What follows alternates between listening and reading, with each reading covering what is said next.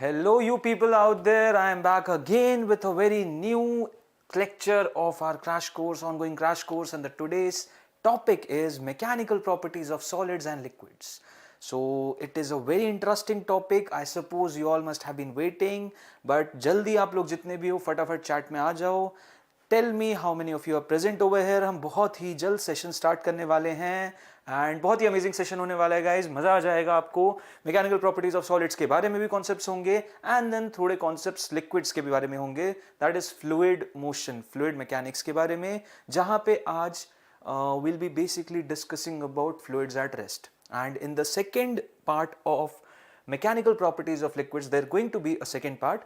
So in that lecture we'll be discussing about fluids in motion, all about viscosity, surface tension and whatnot. So hi Ritesh, how are you? And all of you people jitne bhi ho, come here ASAP. I want you over here.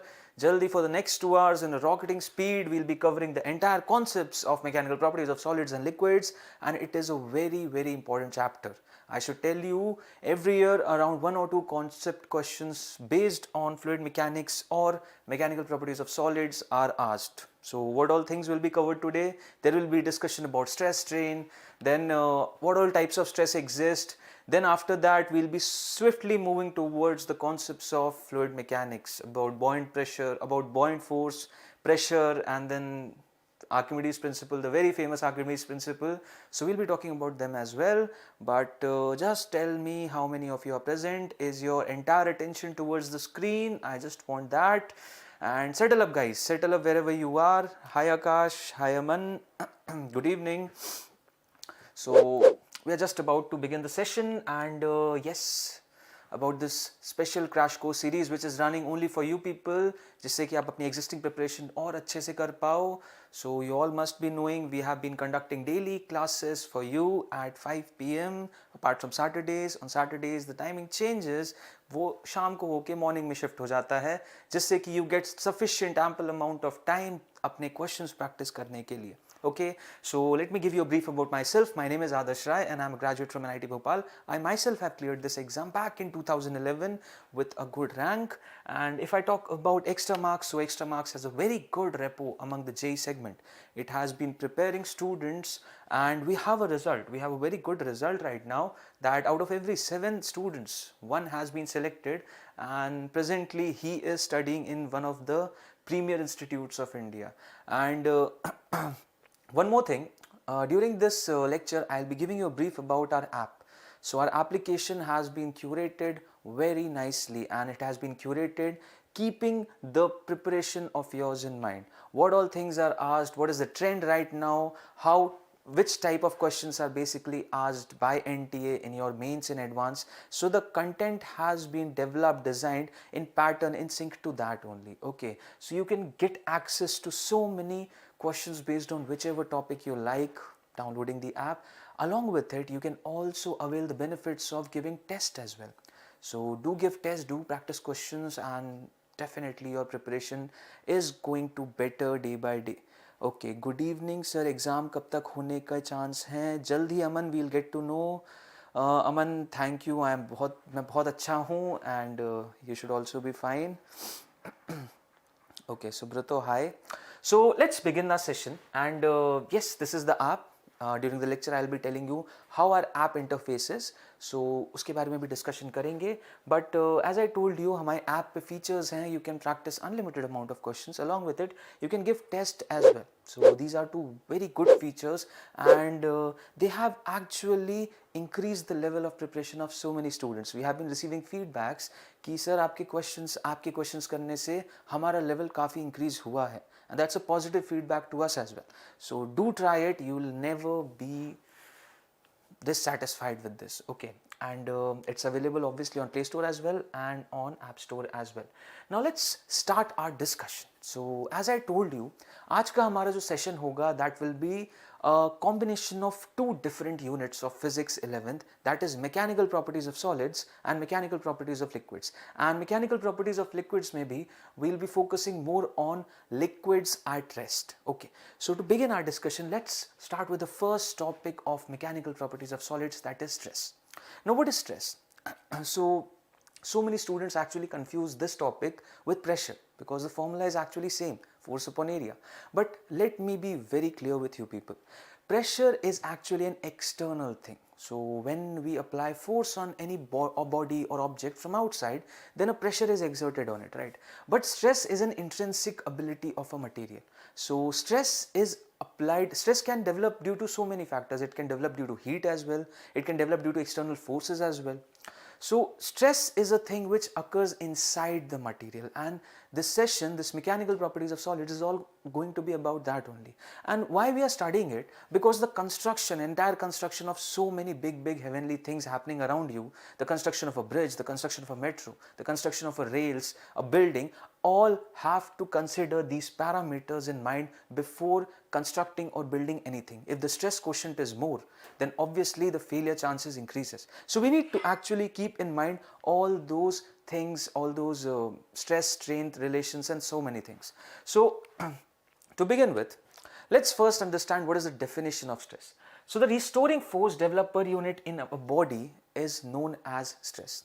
So suppose it's a body of length L, okay, and we have been applying force, we have been just pulling it from both the ends. An F force is applied over here and F force is applied over here, and because of this F force the length gets increased, and that's a normal thing, right? That's a common thing. If we are just stretching a rubber also, the length increases. But sir, why we are not able to, the next question is why we are not able to, suppose this is a remote and I'm just stretching it on both the ends, but it's not quite visible, right, that the length is increasing. So this del L do occurs on the application of any force, but that delta L amount is so less that we are not able to view it. इस delta L की value बहुत छोटी होती है normal cases में, and ये view कर सकते हैं, राइट व्यू कर सकते हैं हम रबर बैंड के केस में. Stretch a rubber from both ends, you will definitely feel what delta L is. So that application just create a similarity with that case कि suppose this is a rubber and it has been stretched on both sides with the application of force F, so its length increases by delta L amount. Okay, so now what is stress over here? So the stress developed inside this material will be equal to the amount of force which has been applied divided by area. And this thing should be pretty clear, that the force should be applied from both the ends, not from one end. If suppose force is applied only from this end, let's say, so what happens many times, you'll get a case when there's a rod over here, it's attached to a wall and you're applying force like this, and people confuse that okay, stress is being developed over here as well, but the case over here is that this wall is also applying a force over here, so the force should be from both ends. So if that force is being applied on an area A, this is the cross section area A, so over here this will be the cross section area A, so this F divided by this cross sectional area will give you the value of stress. It is the restoring force upon area. And what do I mean by restoring force? So with the application of this force, this material will definitely try to restore itself, right? As in the case of a spring. So if a spring gets extended, suppose the spring is in natural length, right? And now if you are just extending it by the application of a force F, and it gets extended to this length, okay, so then the spring will definitely have a restoring ability to capture itself again to its position of equilibrium, to come back to its original position, and that's the restoring force. So the same case happens over here with a rod as well. It captures, it develops a restoring ability, and that restoring force will definitely be equal to capital F, okay, and this capital F divided by area will give you the value of stress in it. So the stress developed in this material will be equal to force times area.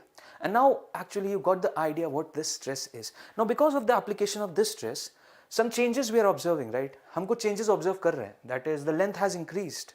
Now it was initially of L length, now it is of the length L plus delta L. So there is a particular quantity, physical quantity, to measure this change as well, and this change is measured by the physical quantity named as strain. So let's first talk about stress only. So at equilibrium, stress will be equal to external deforming force divided by area. As I told you, it is equal to the restoring force. Now as we are achieving the state of equilibrium, then the restoring force applied by the material will be towards backward side, and it will be equal to F. So it becomes equal to the external deforming force divided by the cross sectional area on which this force is being applied. Okay. Its unit is obviously Newton per meter square, as in the case of Pascal of pressure. The same unit is over here, and dimensions, you very well know how to calculate dimensions. That's not a big thing. The force dimension is mLt minus 2, just divided by L to the power 2, you'll get mL minus 1 T to the power minus 2. Now let's talk about strain. what I was talking about, that because of the application of this stress, some changes occur in a material, and the changes can be quantified using this term of strain. So over here, whatever dimensional change you observe, that is the length, it changed by delta L, right? So the change in dimension divided by the original dimension. So the change which we observed was equal to delta L, and the original length was equal to L. So jitna change hua hai, the change has been observed delta L. So delta L divided by the original length, that is L, and that will give you the value of strain. So we now know what is stress is, we now know what strain is. Now let's move ahead and talk about types of stress and strains. So obviously this was a very basic case wherein I used a one-dimensional rod. Obviously it has an area, so I cannot term it to be one-dimensional, but the changes were occurring along one dimension, right? So this was a change along one dimension. Now suppose our body is experiencing changes all throughout some second dimension. So changes are occurring on an areal basis, or changes are occurring on a volumetric basis. So depending on that, we have just categorized stress as well. So over here, this type of stress is known as longitudinal stress or tensile stress more commonly, and the stress is obviously force upon area, and the strain which you will observe will be equal to change in length divided by original length. So change in length is delta L and original length is L. So the formula remains same. Now let's move ahead and talk about a different type of stress that is known as bulk stress or volumetric stress. So normal or bulk stress is obviously known as so over here also we'll have to get that force upon area element, right? So that force upon area is sufficed by this pressure.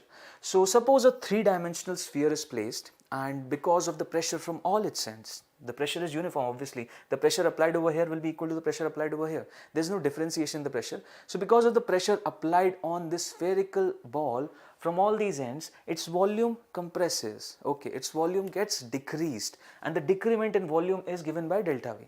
Okay, so the stress over here will be represented by pressure P, that is the external pressure that is creating the change, and the volumetric strain, the strain over here will be represented by delta V by B. I suppose I am clear. So जो pressure यहाँ पे लग रहा है because of the external agents, उस pressure को हम P बोलेंगे, and उस pressure की वजह से जो strain हो रहा है, that strain will be termed as delta V by V. ठीक है? It's clear. सो ये हो गया हमारा bulk stress and bulk strain का कॉन्सेप्ट, या फिर वॉल्यूमेट्रिक स्ट्रेन या वॉल्यूमेट्रिक स्ट्रेस का कॉन्सेप्ट. अब आगे बढ़ते हैं, बात करते हैं shear stress and shear strain के बारे में. So let's talk about shear stress and shear strain. So shear stress, what happens is, suppose there is a cubical body, and this is a cubical body. Okay, I just love drawing a cubical body because it can be represented on a two-dimensional plane, just creating this image over here. So it gives an image of a three-dimensional figure, right? It's a cubical body. Now over this cubical body, I'm applying a force on this upper side. Can you observe the upper side? I'm just keeping a hand over there, over here, and I'm just pushing it towards the right end. So I'm just applying a force like this, placing my hand on the top side of the cube. Okay, you can just take an example of a notebook of yours or any book whichever you are using. So the book is somewhat like this, right? This is a book and there are so many pages over here. So this is somewhat like a book. Now do one thing, just completely close it and place your hand over here and just try to give it a force in that direction or towards left side. What you will see, if you apply a force over here, you will see that your book will now turn out to be something like this. Okay, it will have a displacement towards left on the application of this force. So such kind of forces, the application of such kind of forces create a stress known as shear stress. So over here, as you can see, there's a force F being applied on the top edge, on the top side of this cube, and because of that, this cube length has just shifted by some length, and that distance is obviously known as delta L.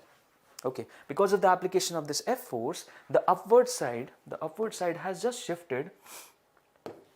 This side has just shifted, this side, okay, it has just shifted and it has reached this point, okay. So this shift is actually known as delta L, okay, and this length is known as L. Never confuse it with that delta L will be along L. I have just mentioned it to be delta L. You can consider it to be delta X also. In some books it might mention be as delta X or somewhat like X or Y.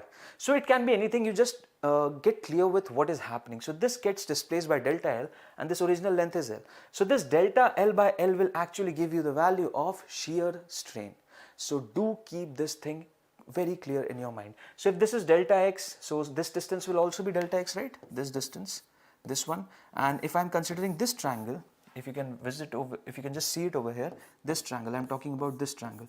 So in this triangle, this distance is delta L and this distance is L. So obviously tan theta will be perpendicular upon base. So it can also be mentioned as tan of theta. That is the angle by which our book or any object got slided because of the application of shear stress. And obviously shear stress will be force upon area. Now which area? Force, that's okay, you are applying force on the top side. Now which area? The area of the shaded region.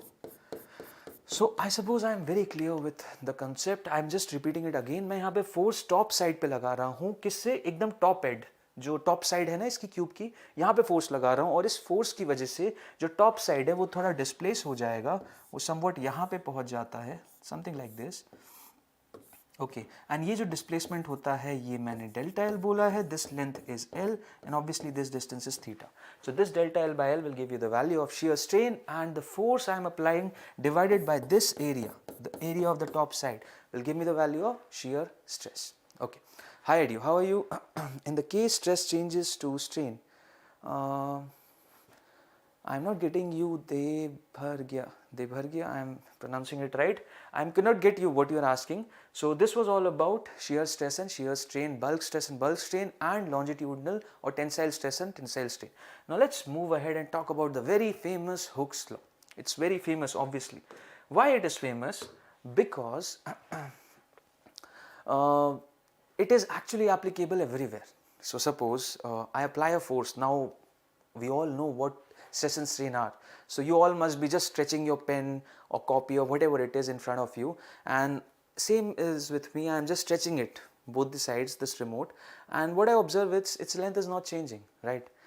Instead its length is changing, but the change I am observing is in such a minimal amount that I cannot just encounter, I just cannot observe that change. Okay, so I cannot observe that change, but still the change is occurring, and as I just remove the force, then that change disappears and it regains its original shape, and that's what Hooke's law is all about. So up to a particular limit, that is till a particular proportionality value, the stress applied by you will be directly proportional to the strain. Okay, the stress within the proportionality limit, obviously I'll be just discussing about the stress strain curve, then you will be readily knowing what is the proportionality limit. So till the proportionality limit, stress is directly proportional to strain. So as much amount of stress you are applying, or not applying, as much amount of force you are applying, because of which the stress is generating inside any object. So the stress generating inside the object will be directly proportional to the strain. Obviously when you will do some action, there will be a reaction, right? So you are making a stress inside any object, so because of that stress, that object will reciprocate and change its dimension, and that is strain, and the amount of change which it will encounter will be direct relation with stress. Okay, so this is what Hooke's law is all about, and obviously stress, you just said sir, it will be directly proportional to strain. So to avoid or to remove this proportionality sign, I will have to multiply a constant over here, and that constant multiplied will be equal to, let's say name it k. So this k, what I have just written over here is what elasticity constant is, and as usual you can just observe it, it will be equal to stress upon strain. So the elasticity constant is what stress upon strain is. Okay, now let's move ahead and talk about the very famous stress strain curve, which so many engineers study it on a daily basis for different materials. Basically the material chosen for construction has to obey some standard figures, some standard stress strain curves and the points, then only they can be chosen for construction or to build anything. Okay, so this figure is very important for all those engineers who are actually aspiring to be a civil engineer someday. You will have to get through all these things. Or for material science, you want to study material science, then also this curve is very important. So this stress strain curve might change for so many things, so many objects. It might be different for so many objects, but it's a general case. Okay, so the curve more or the same will be somewhat like this only. So we just need to study it and what all points are important in it, and what all things should actually be kept in mind before choosing any material for constructing something or the other. Okay, they are dependent to each other. Proportionality or proportional? Yes, they are proportional. Okay. What, stress and strain are dependent to each other? Yes, stress and strain are dependent to each other, obviously. Now let's talk about this curve. So this, just keep your attention over here. So what you can see is, for the initial part, as I am increasing the stress, there occurs a very minor change in its dimension. Okay, so as usual I am increasing the stress, there occurs some change, okay, till a point A, and till a point A you can see that the curve is maintaining a straight line. And what do I mean by straight line? A straight line obviously between y-axis and x-axis will suggest you that y is directly proportional to x. So this is the region, this is basically the region of proportionality, and A point is obviously the proportionality limit. So the Hooke's law, which we just studied, was applicable from point O to point A. In this region, Hooke's law is applicable, that stress will be directly proportional to strain.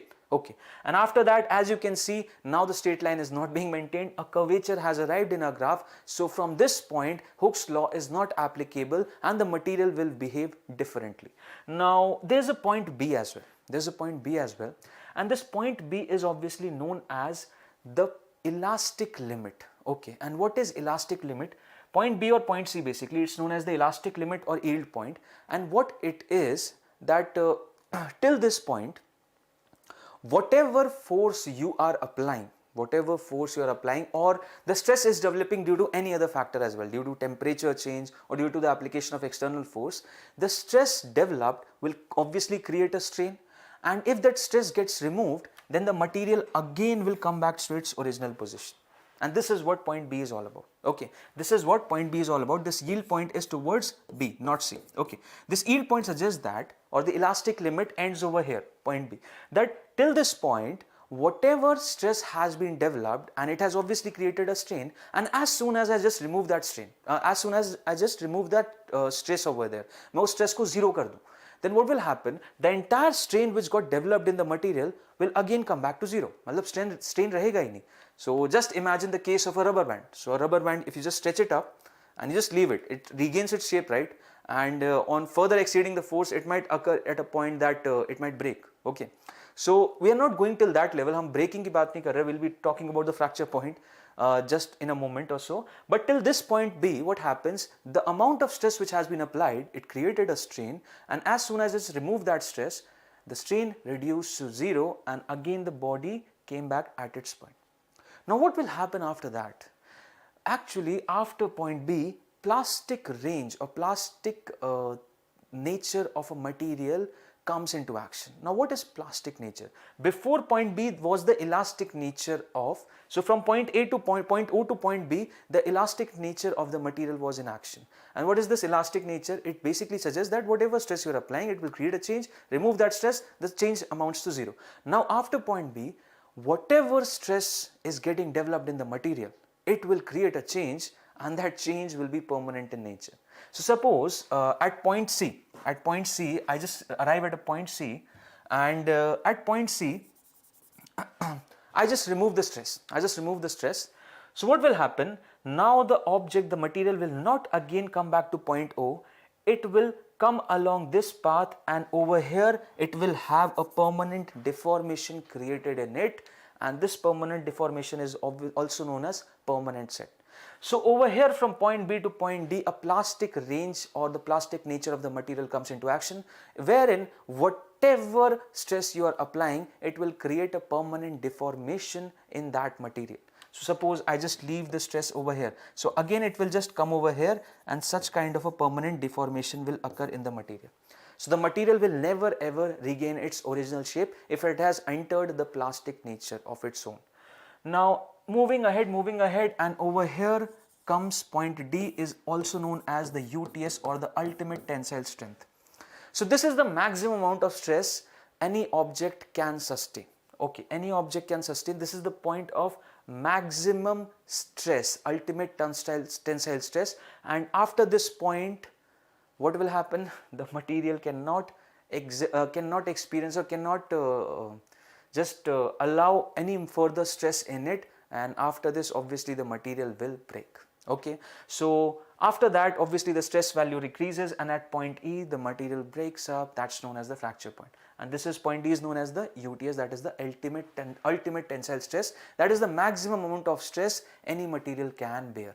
obviously that's lying in the plastic range. So if you remove such stress from there, it will definitely come over here and a permanent set will arise. A permanent deformation will definitely come into action. Okay, so any problem with this test and curve, ask me right away. I'll be discussing it over here only, and if not, let's move ahead and talk about these points in a much better detail.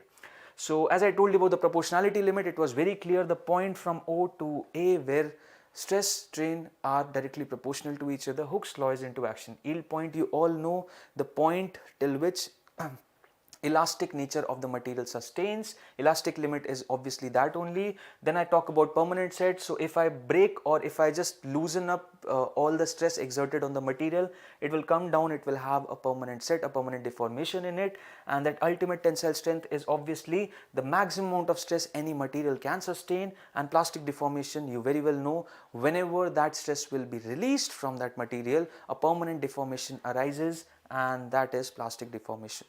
Okay, then let's talk about some more important terms, that is ductility and the brittle nature. So what happens if a material is ductile? First of all, what is ductility? So ductility is basically the ability to be drawn down into smaller or lesser radius objects. Okay, so what happens when I talk about ductile nature? So for some materials, a large amount of plastic deformation takes place between the elastic limit and the fracture point. So if the elastic limit and fracture point are way distant apart, then that material can be termed to be very ductile in nature. That's what this is all about. And the case you can take of a soft iron. So soft iron, so many small rods or cables have been designed, and that is just because of the ductile nature of it.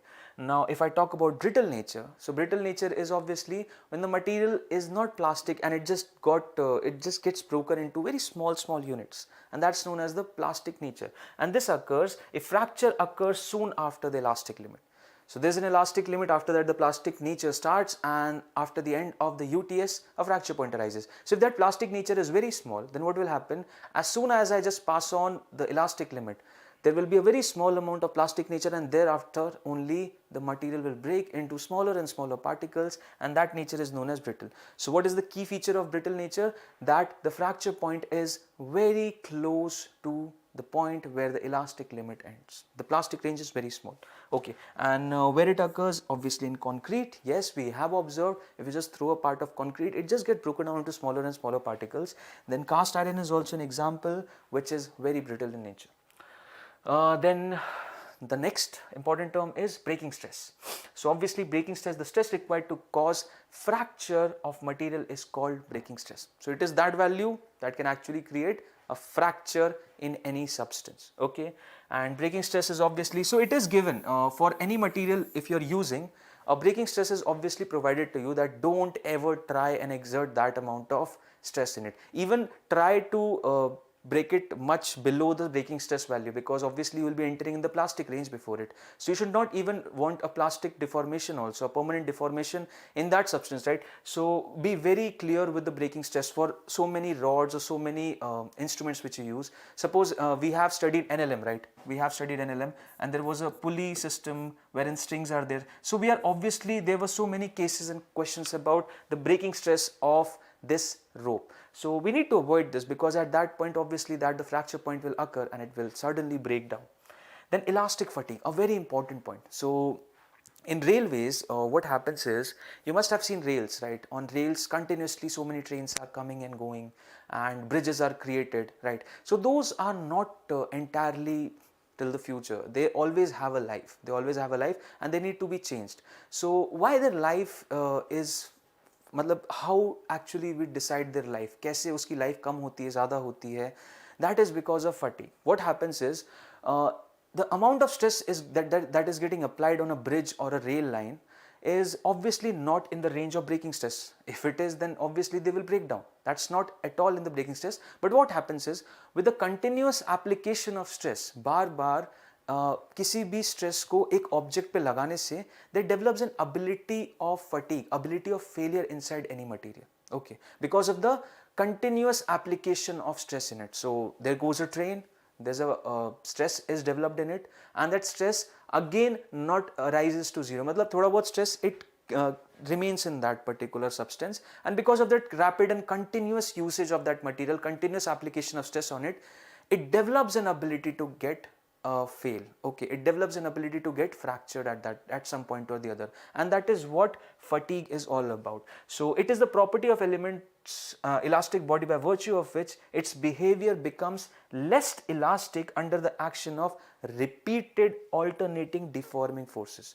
So if you are using a substance and again applying force on it, obviously not of the amount of breaking stress, in a limited amount only, in its elastic limit only, but its nature deteriorates. Okay, it reduces and it develops an ability in which it can get fail at a lesser value of stress even. So that's all about fatigue, and fatigue should be kept in mind. We need to study fatigue. Fatigue is always given an importance whenever we are in construction, in some big bodies or some big rail lines or some big projects. Okay, so these are some key features, key terminologies which you should keep in mind, and they are obviously very important. Now let's talk about, let's now again introduce our session of elasticity and what all questions you might encounter while giving the exam. So the major part of the questions asked from this chapter of mechanical properties of solids is all about modulus of elasticity.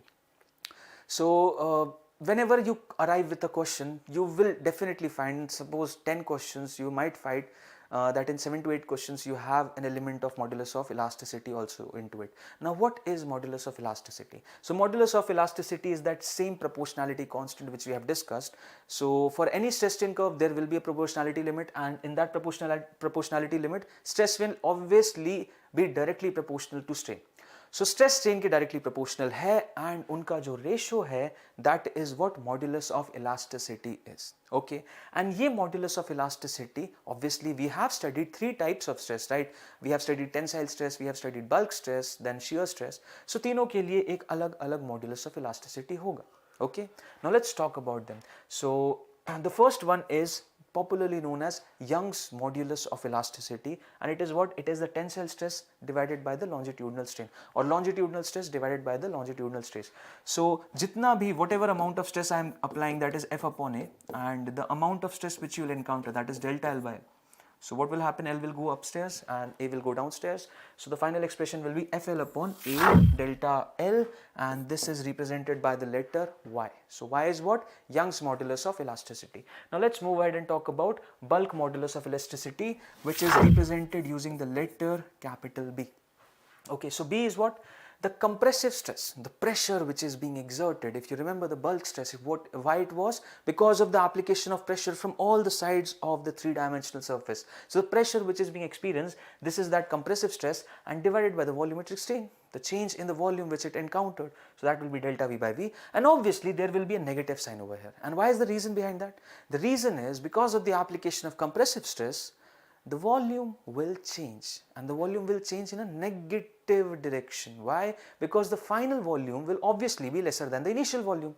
So delta V will obviously be negative, so we will have to add on a negative sign to entirely make it positive. Okay, so this will be delta P, the pressure being applied, divided by del V divided by V, and this V go upstairs, so it will finally arrive at this situation, that is minus V delta P upon delta V. If you ever find a relation of wherein differentiation has been used, you can obviously use this. This delta gets converted to D, and this delta V also gets converted to dV. So this will be minus V dP upon dV, and this is what is the expression of bulk modulus of elasticity. This is one part. Now what will happen is you might get a case about compressibility even.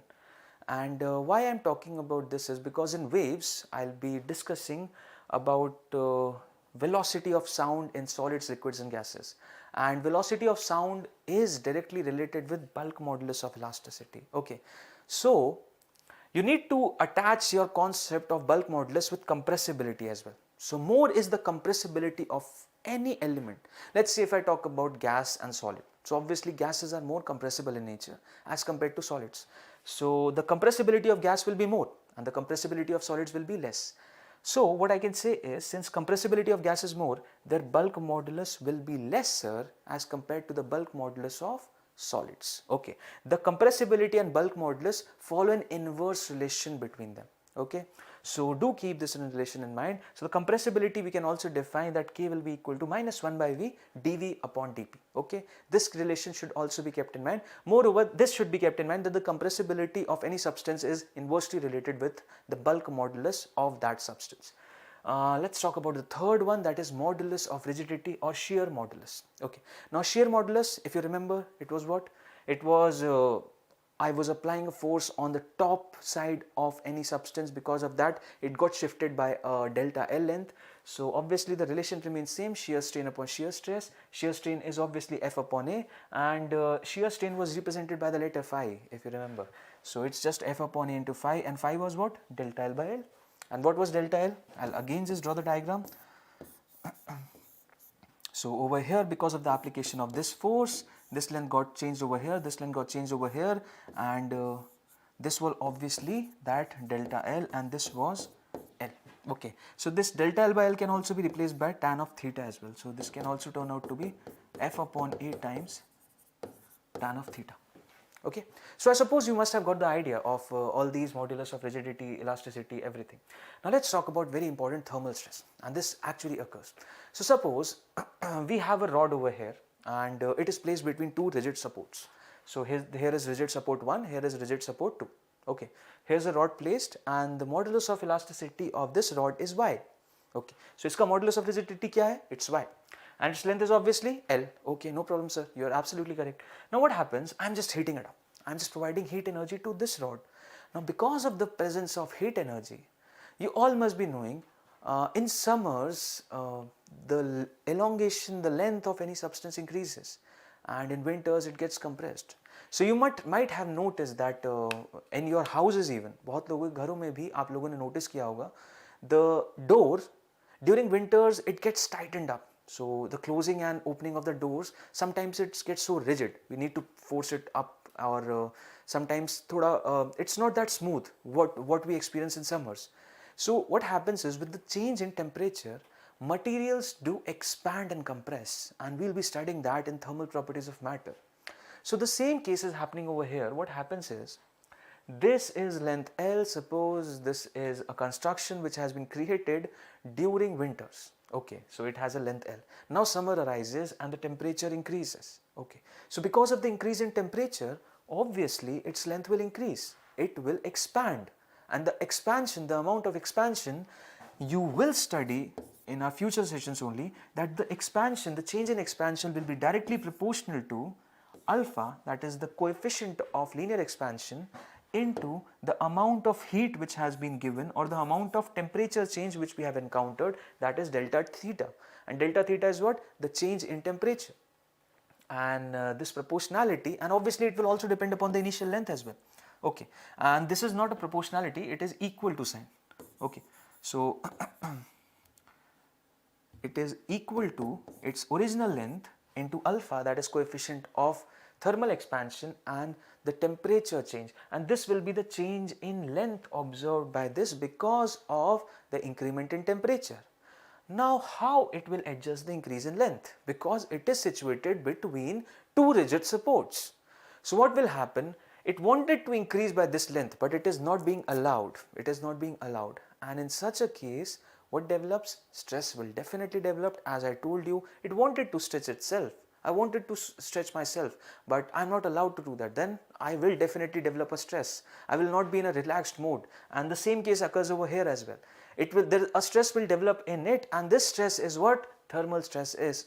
Okay, so thermal stress is over here right in front of you, that I am heating this substance by a temperature difference of delta theta, and due to that it had to expand by an amount delta L, but it could not, and in such a case a thermal stress will develop. Now what will be the expression of that thermal stress? So thermal stress, we can very well know, it will be equal to the amount of strain into Young's modulus of elasticity. So what strain it should developed, what strain it should have been, there should have been developed in it, it will be equal to delta L by just keep this delta L over here. So delta L by L naught will be equal to alpha delta theta. Okay, so this will be the amount of strain which has been developed in it. So just multiply y with it, you will finally get the value of stress, thermal stress developed in it, and that will be equal to y alpha delta theta. You can also know what amount of force the ends of this rod will be applying on the rigid support. So because of that stress, the walls, the end points of this rod will be definitely applying a force over here on the rigid supports, and this force value can also be determined by F will be equal to y alpha delta theta into A. Just express this compressive stress into force upon area, multiply area on the RHS, you will get the value of F, that is equal to y alpha delta theta into A. So this was the expression of thermal stress, and you people must be knowing how it got developed. Compressibility क्या होता है, Aditya is asking. So compressibility ये होता है कि जैसे मान लो आप सभी के घर में बहुत लोगों के घर में there are LPG connections now, but there are so many houses जहाँ पे एलपीजी सिलेंडर्स यूज़ होते हैं, राइट. बट उस एलपीजी सिलेंडर के अंदर जो गैस आती है that's liquefied petroleum gas. Okay, so वो लिक्विफाइड पेट्रोलियम गैस का फंडा ये है कि हमने गैस बड़े वॉल्यूम की कंप्रेस करके एक छोटे वॉल्यूम में ले आए. ओके, सो हम गैसेस को इतना कंप्रेस कर सकते हैं, बट सॉलिड्स को हम क्या कंप्रेस कर सकते हैं? क्या हम एक स्फेरिकल आयन बॉल है उसको कितना कंप्रेस कर सकते हैं? हम उसे ज़्यादा कंप्रेस नहीं कर पाएंगे, बट उसी वॉल्यूम का अगर गैस है तो उसे हम कंप्रेस करके एक बहुत छोटे वॉल्यूम पे ले आएंगे. सो ऑब्वियसली गैसेस ज़्यादा कंप्रेसिबल हैं, we can compress them in much greater amount as compare to solid objects. So that was all is about compressibility. Compressibility means कितना ज़्यादा आप किसी ऑब्जेक्ट को कंप्रेस कर सकते हो, उसका वॉल्यूम चेंज कर सकते हो. ठीक है, okay. Now let's talk about potential energy per volume in a stretched wire. So what is potential energy per volume in a stretched wire? So what happens is, I'll tell you. The case is similar. The rod has been fixed at a rigid support. A continuous application of force is there, and because of this force, this material will get deformed by delta L length. Obviously, the force is applied on both the ends, right? The force is applied on both the ends. Okay. Now, because of this force, this material got deformed by delta L length, and obviously this force is being applied, and there's a displacement also, right? Now what is work done? So work done is force times the point of application of force into its displacement, matlab force into displacement of the point of application of force. So initially the force was applied at this point, and this point got displaced by delta L length. So there will be some work done, definitely there will be some work done. And this force is also not constant, this force is also changing, and obviously I am not intending to give an acceleration to it. So I am just maintaining this force in equivalence to the amount of force, the restoring force which is being developed by the material. So suppose I apply 10 Newton, so the restoring ability is developed at 10 Newton, I increase it to 11 Newton, the restoring ability is developing to 11 Newton, then the restoring ability gets changed to 12 Newton, I will apply a force of 12 Newton. So it is in sync with the restoring ability, and obviously the restoring ability will be directly proportional to the amount of change which is getting created, right? More is the change, just consider it, just make it similar with the case of a spring. So more we expand a spring, the more will be its ability to apply a force, restoring force. The more we compress it, then also the same case happens, the more becomes its ability to gather, to come back to its equilibrium position again. Okay. So this force which we are applying, obviously a work is being done, but that force work done will not directly be equal to F times delta L, because this force is also not constant. So what we need to do, we need to use calculus over here. So what will be calculus, the usage of calculus? I'll very well tell you. First of all, just let's analyze the result.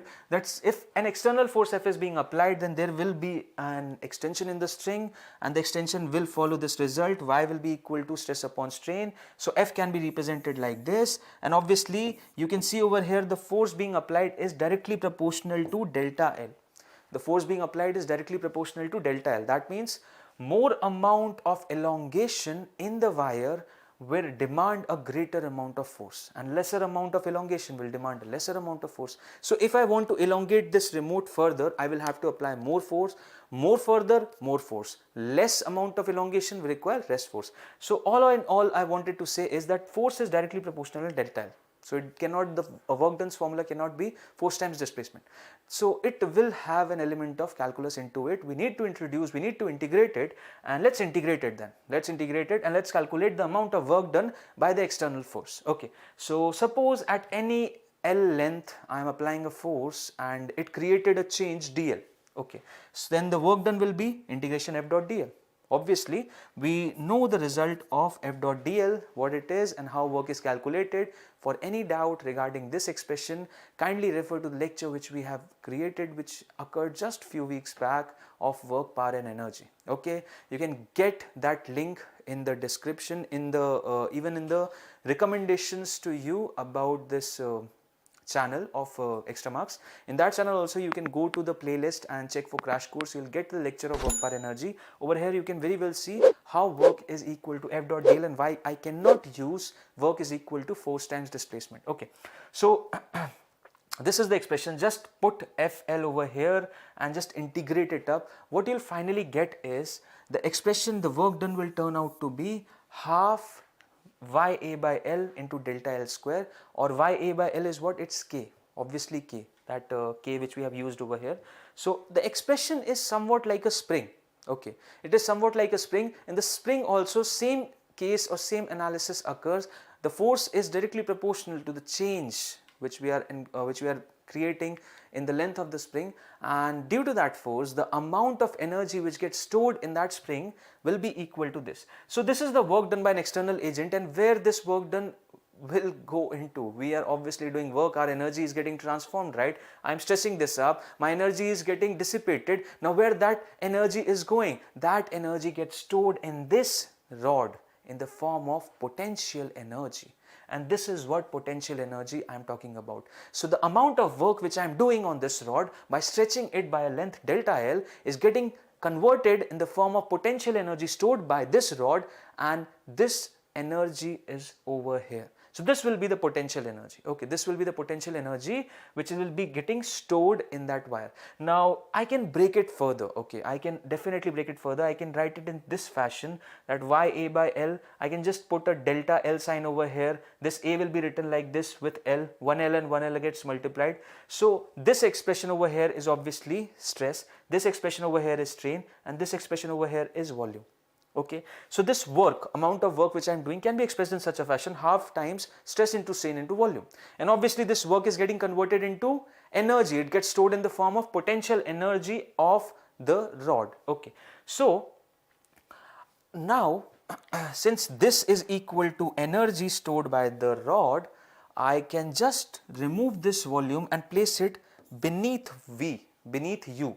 So it will turn out to be the potential energy stored divided by volume. Okay, and what is potential energy per unit volume? That I can represent by energy density.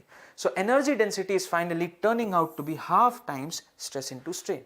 And now you can further break it down. You can just put stress is equal to Y times strain, or strain as stress upon Y, and you can get these three results, three formulas, whichever is applicable. So do remember this expression. What is the value of energy density?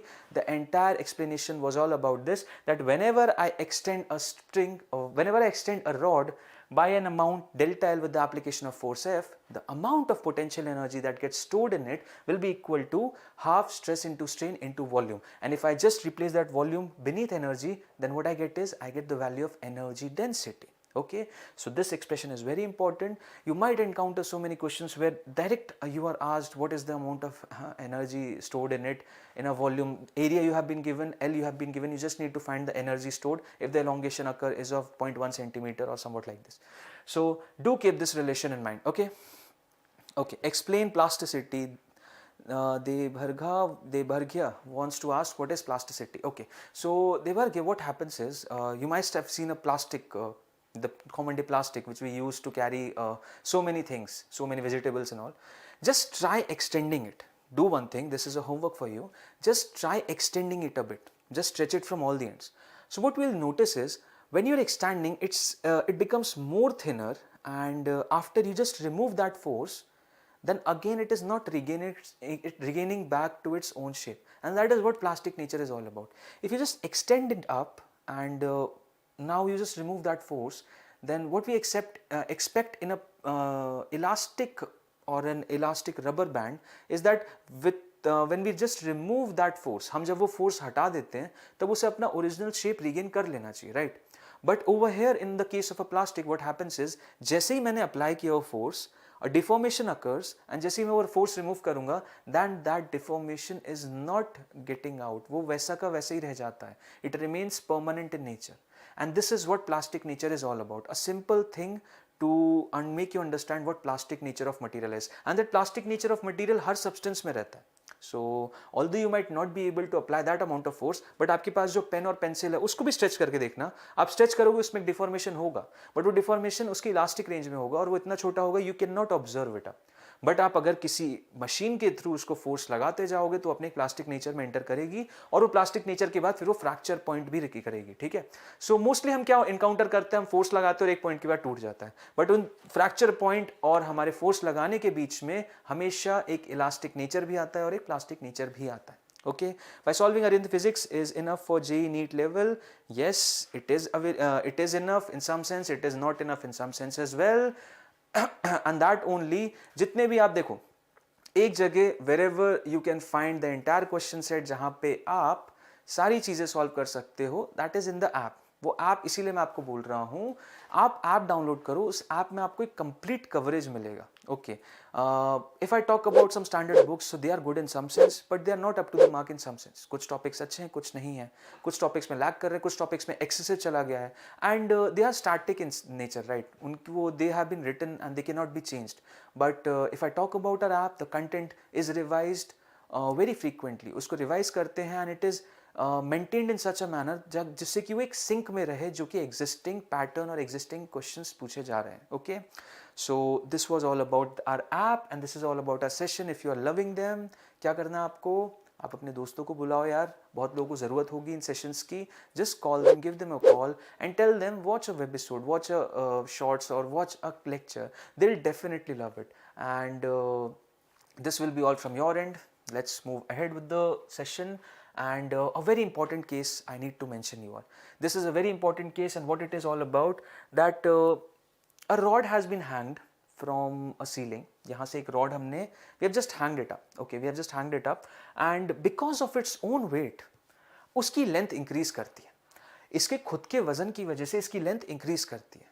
And obviously it will definitely, क्योंकि एक force लग रहा है नीचे की तरफ, तो वो जो इंक्रीज इन लेंथ होता है, मतलब when ever you hang anything, उसकी एक लेंथ इंक्रीज करती है, डेफिनेटली करती है, एंड वो जो इंक्रीज इन लेंथ है वो हम यहाँ बताने वाले हैं। ओके, सो वेन एवर, अब suppose, but you will be saying sir ये तो हम कभी ऑब्जर्व नहीं करते। So as I told you, normal cases में, very day to day life में हम जो नेचर ऑब्जर्व करते हैं, जो चेंजेस ऑब्जर्व करते हैं, they are so minute that you can not actually feel them using your naked eyes. जैसे कि आप क्या कर वायरस और बैक्टीरिया को देख पा रहे हो क्या, there is omicron running around the environment, you can not see it, right, because उसका साइज बहुत स्मॉल है। ऐसी यहाँ पे जो आपका डिफॉर्मेशन हो रहा है उसका साइज बहुत ज़्यादा छोटा है, बहुत ज़्यादा स्मॉल है, and since the size is so small you can not observe it, but the deformation is definitely occurring.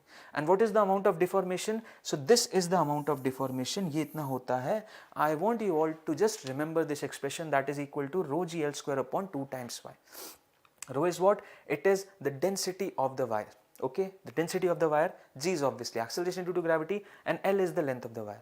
Okay, so more is the length, more is the density, more will be the elongation, and lesser is its Young's modulus of elasticity, then also more will be its value of elongation.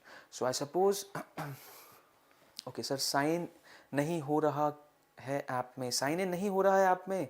Ritesh, आप kindly आपको relevant team से you will get connected with them, जो भी आपको trouble होगा it will be resolve. Okay, don't worry. Does PYQs are repeated in JEE and NEET? If yes, how many questions approximately were repeated? Okay, previous year questions, Krishna, are repeated with the concept, not with the exact values.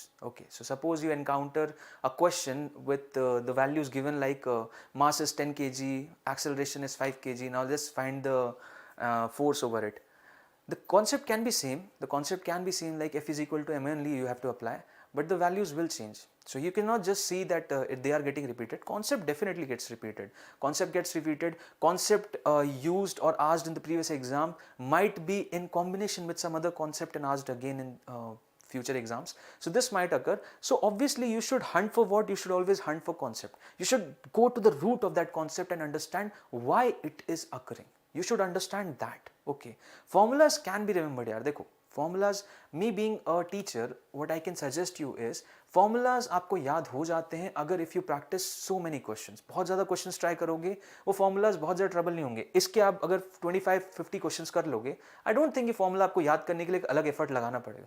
This will be a very child's play for you. But ये formula कहाँ से आया, उसका root क्या है, ये हो क्यों रहा है, ये स्ट्रेस स्ट्रेन हो क्यों रहा है, ये सब समझने के लिए आपको ज़्यादा फोकस देना चाहिए और उसमें ज़्यादा इंपॉर्टेंस देनी चाहिए. क्योंकि अगर वो चीज़ समझ गए ना, remembering a formula, rote learning is never a big task. Rote learning anybody can do, but the main aim is to understand why anything is happening, to relate it with the real world, because in that way what will happen is when the base is not as per you have expected, if it gets changed, यहाँ पे अब rod vertical न लगा के मैंने एक angle पे लगा दी, then also you can comprehend how to proceed. अब suppose मैंने इस rod को ऐसे लगा दिया and now I am asking, so will you be able to do that? If you haven't studied then it will be trouble for you. But if I have placed like this, अगर आपको पता है ये कैसे हो रहा है, then आप surely कर सकते हो. तो concept के लिए ज़्यादा हंट किया करो, कॉन्सेप्ट हंट करना ज़्यादा इंपॉर्टेंट है. ठीक है, आगे बढ़ते हैं, बात करते हैं पॉइजन्स रेशियो की. अब पॉइजन्स रेशियो क्या है?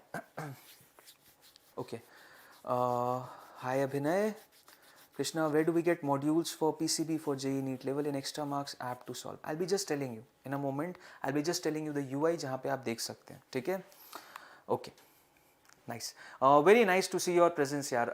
It feels very delighted when I am in contact or in conversation with you. It's an equal effort, right? You getting involved in the lecture, me giving you the lecture, एक sync में चलता है, तो it feels very nice. Thanks a lot, and thanks a lot for all your support as well. We have just reached 20k subscribers, so from the bottom of my heart I am feeling very delighted, and we actually need more such support from your end. But till this time, a great thanks to you. Okay, now let's talk about Poisson's ratio. Okay, so what is Poisson's ratio first of all? So Poisson's ratio is represented by sigma, and what it is I'll just tell you. So what happens is, just imagine a sponge ball. You must have seen Smiley in so many malls or so many stores. So I want you all to imagine a sponge which is in the shape of a cube or a cuboid. So now what I'm going to do, I'm going to compress it up. Okay, I'm going to compress it up and then I'm going to elongate it up. So what happens when I elongate it? What will happen? The width, this edge length will obviously decrease, and this length will increase. So on elongating up, what will happen? The figure will turn somewhat like this. Okay, the figure will turn somewhat like this. So as you can see, the edge length has reduced, but the normal length has increased. Okay, so this change in the radii and the length is what Poisson's ratio is all about. Okay, so Poisson's ratio actually gives you a value about the changes that will occur in the dimensions, this dimension and the length dimension. So if you are extending it up, this length will obviously increase to L plus delta L, but at the same time the diameter will decrease from D to minus delta D, or if I talk about radius, then from R to minus delta R. Okay, so such kind of changes you will observe, and Poisson's ratio is all about that. So Poisson's ratio, what it tells is that longitudinal strain divided by longitudinal strain divided by lateral strain. So what I mean is, जितना भी ज़्यादा आपका longitudinal strain हो रहा है, मतलब यहाँ पे radius कितना कम हो रहा है, divided by आप ये lateral strain कर दोगे, तो that will be obviously give you the value of Poisson's ratio. Remember it in a similar manner. Delta R, जितना भी change उसके radius या diameter में हुआ है, अब यहाँ पे delta R की जगह I can also put delta D. The case remains same. Okay. So delta R upon R divided by delta L upon L. Elongate करने पे radius कितना छोटा हुआ, divided by delta L upon L. और ये minus sign, why I am putting it over here? Because अगर length increase करेगी, if length is increasing, then obviously radius has to decrease, right? अगर length को मैं elongate कर दूंगा, तो radius तो अपने आप ही decrease हो ही जाएगा. So वो minus sign लगाया जाता है ताकि ये ratio जो रहे वो positive value रहे, negative value ना रहे, क्योंकि delta R obviously negative ही आएगा.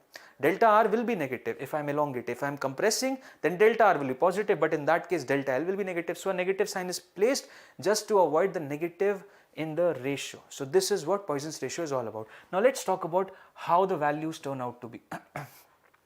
So practically this Poisson's ratio should be between 0 and 0.5. ठीक है।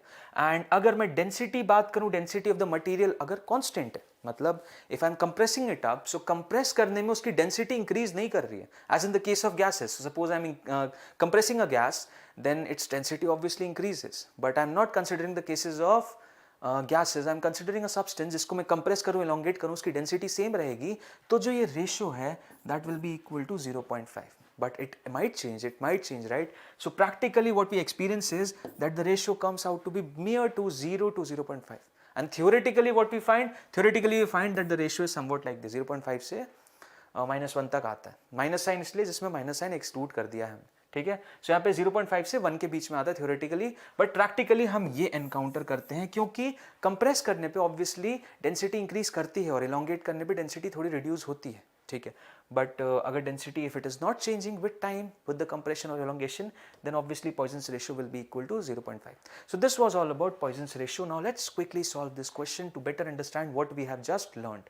So, but before solving this question, I want you all to go through this question, remember all the concepts, and first try yourself. Are you able to get the right answer? So if you are able to, then we'll discuss about the solution in the next part of this crash course only. I'll be just coming in 5 minutes or so. Just quickly go through this question, and in the chat list just tell me how many of you are able to find the correct answer. Okay, I'll be back soon. Till then, just solve this question. Bye bye.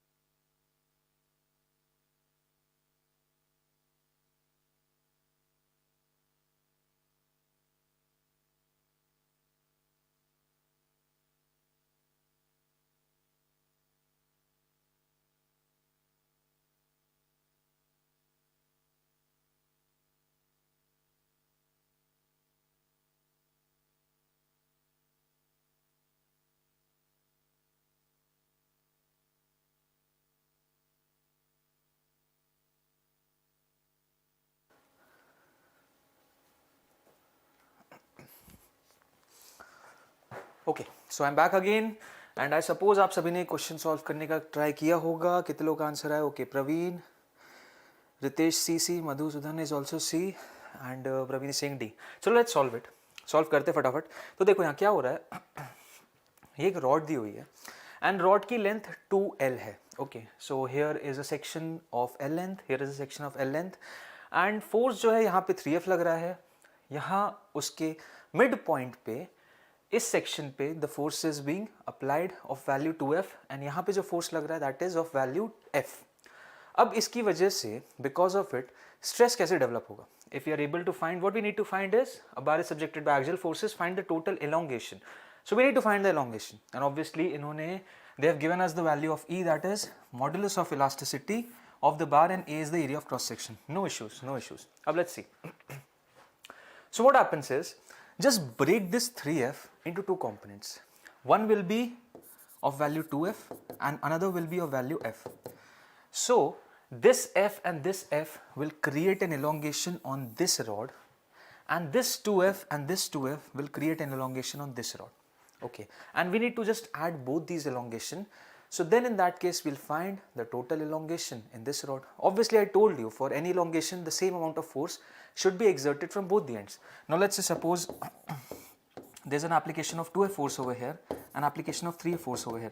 So out of this 3F, only 2F will create an elongation in this rod and the rest F amount of force will give an acceleration to this rod. Okay, this F will not create an elongation.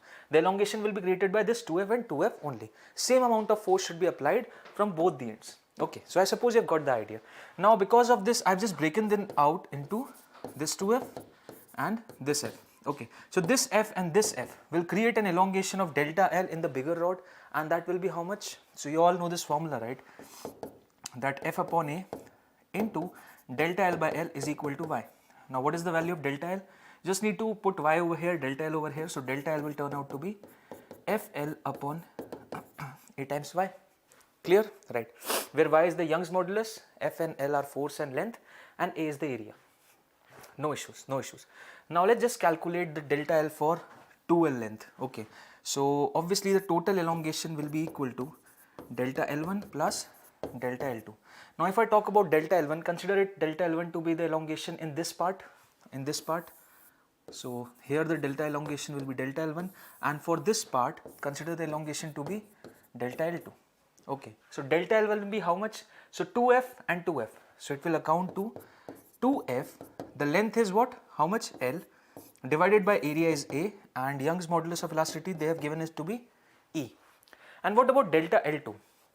So for delta L2, the amount of force applied is F and F. So F will come over here. The length now is 2L. Okay, so it becomes 2L divided by area is A and elasticity coefficient is E. So how much this is accounting to be? This accounts to 4 times FL upon A times E. So is this one of the options? Yes, D1. So is the correct answer D? Yes, absolutely. And how many of you are correct? Yes, Praveen, you are absolutely correct. You are absolutely correct. The answer is D. Okay, so C is not the answer, D is the right answer. If you have any doubt, you're facing any doubt, just mention it right away. I'll be solving it and let's move ahead towards the next question. The next question is also about stress and strain, and what it says is the stress strain curves for two material A and B are shown. Okay, if two rods of equal area and length L and 3L. So there are two rods, one is length L, one is 3L, made of material A and B respectively are equally strained. The potential energies, okay, equally strained means the value of strain is same. Okay, the potential energy stored in the rods are in the ratio. So if you remember that expression of potential energy per unit volume, what it was? So potential energy per unit volume was equal to half of stress into strain, right, divided by V. Now what will be potential energy? That will be equal to half stress into strain into volume, right? So we need to find the potential energy stored in the rods and need to find the ratio of it. So it will be simple, that will be equal to UA is to UB and that will be equal to obviously half into stress of A. So stress of A into strain of A into volume of A divided by half of stress of B into strain of B into VB. Clear? Perfect, right sir? Now they are also saying they are equally strained, so this strain will get cancelled because strain of A is equal to strain of B. They have said they are equally strained. Half gets cancelled by half, only stress A, stress B remains, and VA, VB remains. So actually now UA and UB will be equal to stress of A divided by stress of B into V of A upon V of B. Now what will be the value of stress of A? So how much is stress on A? Can we calculate stress of A? Do we know the value of force? No sir, we don't know the value of force. Even area is not mentioned. Area is equal, but the value of force is not given to us. But graph is given to us. Graph is given to us. So can I calculate the value of stress using a graph? If you remember, the graph is of stress and strain, and stress upon strain will actually give you the value of slope, in this curve. So the slope of A can actually be calculated. It is equal to what? Tan of theta, the angle the graph is making with x axis, and that is equal to tan of 60 degree, and the slope of B can also be calculated. It will be equal to tan 30, the angle it is making with positive direction of x axis. So I can very well write down the value of stress of A and stress of B in terms of strain. How? Because I very well know that stress upon strain is equal to what? Is equal to their modulus of elasticity, that will be y, and in this case will give you the value of tan of theta, that is the slope the curve are making. So UA and UB can now very well be calculated as stress of A, and stress of A can be written as y of A into strain of A, right? So y of A into strain of A will be equal to into VA now will be equal to y of B into strain of B into VB. Clear? Perfectly clear, sir. Perfectly clear. Any doubt? Just put it over here. Stress is equal to strain times y. Now how to calculate? Yeah, and one more thing, their strains are equal, so this gets cancelled. And now what is the value of y? So y is what? It is the tan of theta, the slope of that curve which is making with x axis. So A is making an angle of √3. Okay, so it will come over here √3. YB is what? That is tan 30, that is 1 by √3. It is tan 60, so √3. YB is 1 by √3 because tan 30. And what about VA and VB? So VA and VB, anything is given? Yes. For length L, A has a length L and area is A. So I can write it to be L times A. And what about B? So B has a length 3L and has an area A because both of them have same area. So it will be equal to 3L times A. L gets cancelled, this √3 will go upwards. So √3 times √3 will be equal to 3 and 3 is to 3. So finally I am getting a result 1:1. So is it the correct answer? Yes sir, it is the correct answer. So did you people got the answer? And there were some very fast runners. Praveen said A is wrong. Army said B and you are absolutely correct. Very good. Ritesh said A is not the right answer. Okay. So anyone having any doubt? I think I was very clear with the explanation part. If anything you face, if any difficulty you are facing, just mention it in the chat list. And if you want to try much more questions on mechanical properties of solids, you know the location, right? You just have to download our app and you can practice as many questions as you can. Okay, let's move ahead and now let's study fluid mechanics. Okay, this is the start. This was the end of mechanical properties of solids. Now let's begin our discussion for pressure in fluids. That is, today we'll all be talking about only fluids which are in static conditions. So fluids which aren't dynamic, they are not moving, because when fluids are moving, so Bernoulli's principle comes into action, and I'll be very nicely segregating them as well. So today's discussion will entirely be all about fluids at rest. Okay, because the fluids which are not moving, the container can move, the fluid inside it is in static condition. Okay. So now in a normal case, if I just want to explain you what pressure is, so you all must be knowing, you have been studying pressure from class 6, 7, 8, 9, 10, so many classes, that pressure is force upon area, and that's obviously what I'm going to tell you again, but with a little tint of the exact or the exact thing what force is. So force is not just force upon area, it is the perpendicular force which is acting on a particular cross sectional area. So suppose I have a cross sectional area like this and the force is in this direction, so I need to just focus towards the perpendicular component with my area. Okay, over here is dA vector, the area also has a vector sign in it, and we'll be just allocating the area. So area can be given with an vector annotation, but depending upon the case to case. Okay, so over here it's not required, but when we'll be studying about magnetic flux and magnetism, and in 12th class, when I'll be talking about the topics in 12th class, then area will be provided with a vector sign. So that time we'll be focusing on this part, but for the time you just remember that whatever is the force applied perpendicular to the area, perpendicular, suppose this is the area, this is the area, okay, and I just want to know what is the component of force. Suppose force is acting in this direction, so I am not interested in this force, okay, I am just interested in the perpendicular component of force, and that perpendicular force will instead create a quantity known as pressure. But why is the need for pressure? Why is the need for pressure? So there have been so many incidences wherein we cannot solve or we cannot analyze the situations just with the help of force. We needed a new physical quantity, as in the case when we are in fluids. So in fluids, what happens? Suppose a submarine is to go inside a depth of the oceans, then just analyzing it with the help of force, or telling or conveying something, or just understanding why, how big or how the width of the submarine should be, the material which should be used.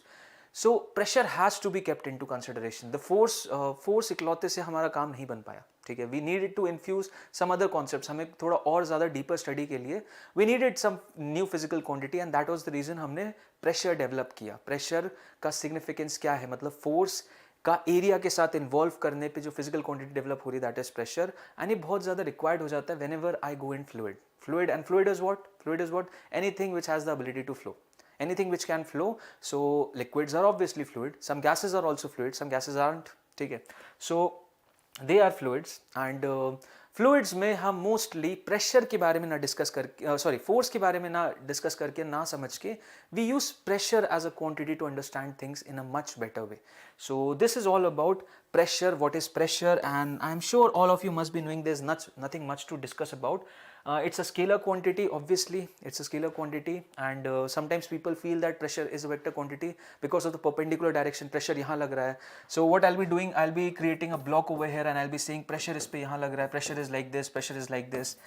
No, that's not pressure. Because of that pressure, that's the direction of force. So pressure is a scalar quantity. This should be pretty clear in your mind, that pressure is obviously a scalar quantity, and the unit is Newton per meter square, and also a particular name is given to it by a very famous scientist with the surname Pascal. So Pascal is the unit given to Newton per meter square, that is of pressure. And if you just closely analyze that, this was the unit given to stress as well, but for stress we never use the unit of Pascal. Okay, so for stress we always use Newton per meter square. So if it is mentioned that there's an element of 10 Pascal, then obviously don't ever confuse it with stress. That obviously the question wants to tell you that they're talking about pressure.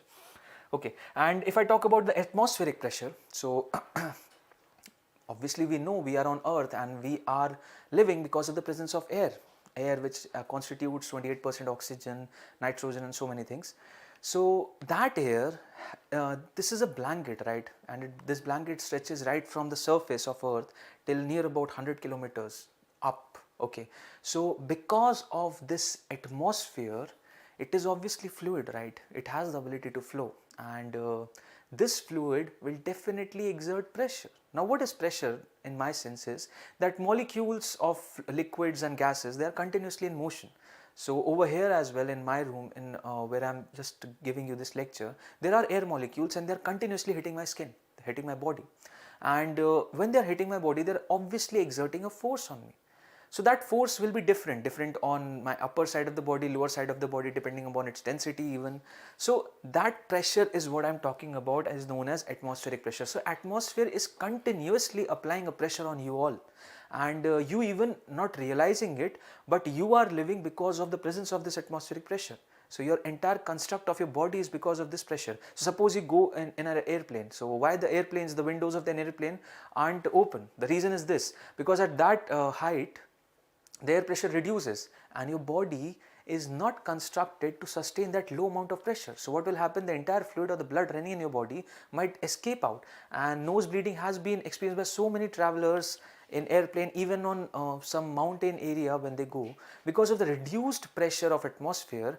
The fluid inside the body is now at more pressure, and nose has the perfect way out for that blood to come out. So nose bleeding has been experienced. So this is all because that we all are experiencing an atmospheric pressure, and that is equal to 1.01 into 10 raised to the power 5 Pascal. So this amount of pressure you all are experiencing, and this is very popularly expressed by one ATM. Even one more entity is used to express this atmospheric pressure, that is 76 centimeter of mercury.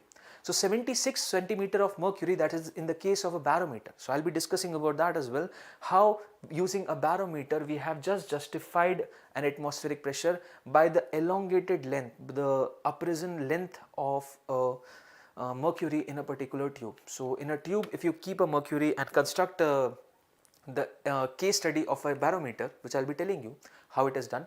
So in that, 76 centimeter of mercury rises up, and that is what representing that is what representing atmospheric pressure as well. So how it is done, I'll just tell you. So this value over here, written over here, 1.01, is also equal to rho of mercury into G into this height that is 76.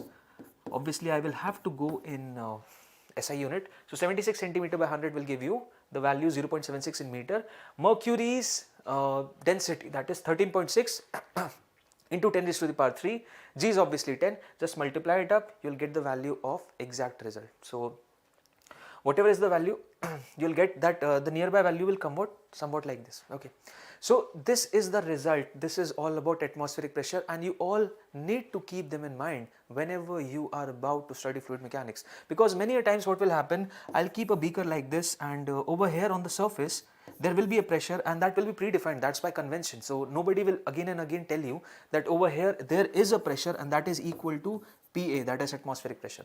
That should be known to you previously only. That is something like, it's like convention. So you must be knowing that on the surface, whenever a surface is open to atmosphere, there is a pressure exerting on that surface, and that is equal to 1.01 into 10 raised to the power 5 Pascal. So just bear with that. Now let's talk about Pascal's law. Very important Pascal law, much in use whenever I go to a workshop, on a car workshop, or whether such huge motor vehicles are uplifted. There also Pascal's law is in action. Even your disc brakes, the modern day disc brakes, they use this concept of Pascal law. And what it is about the transmission of pressure. So what happens? If you have ever seen a disc brake, okay, so in a disc brake a fluid is placed, okay, the normal day disc brake, there's a fluid is placed, and throughout that fluid the pressure is getting transmitted, and with the application of that the brake are being applied.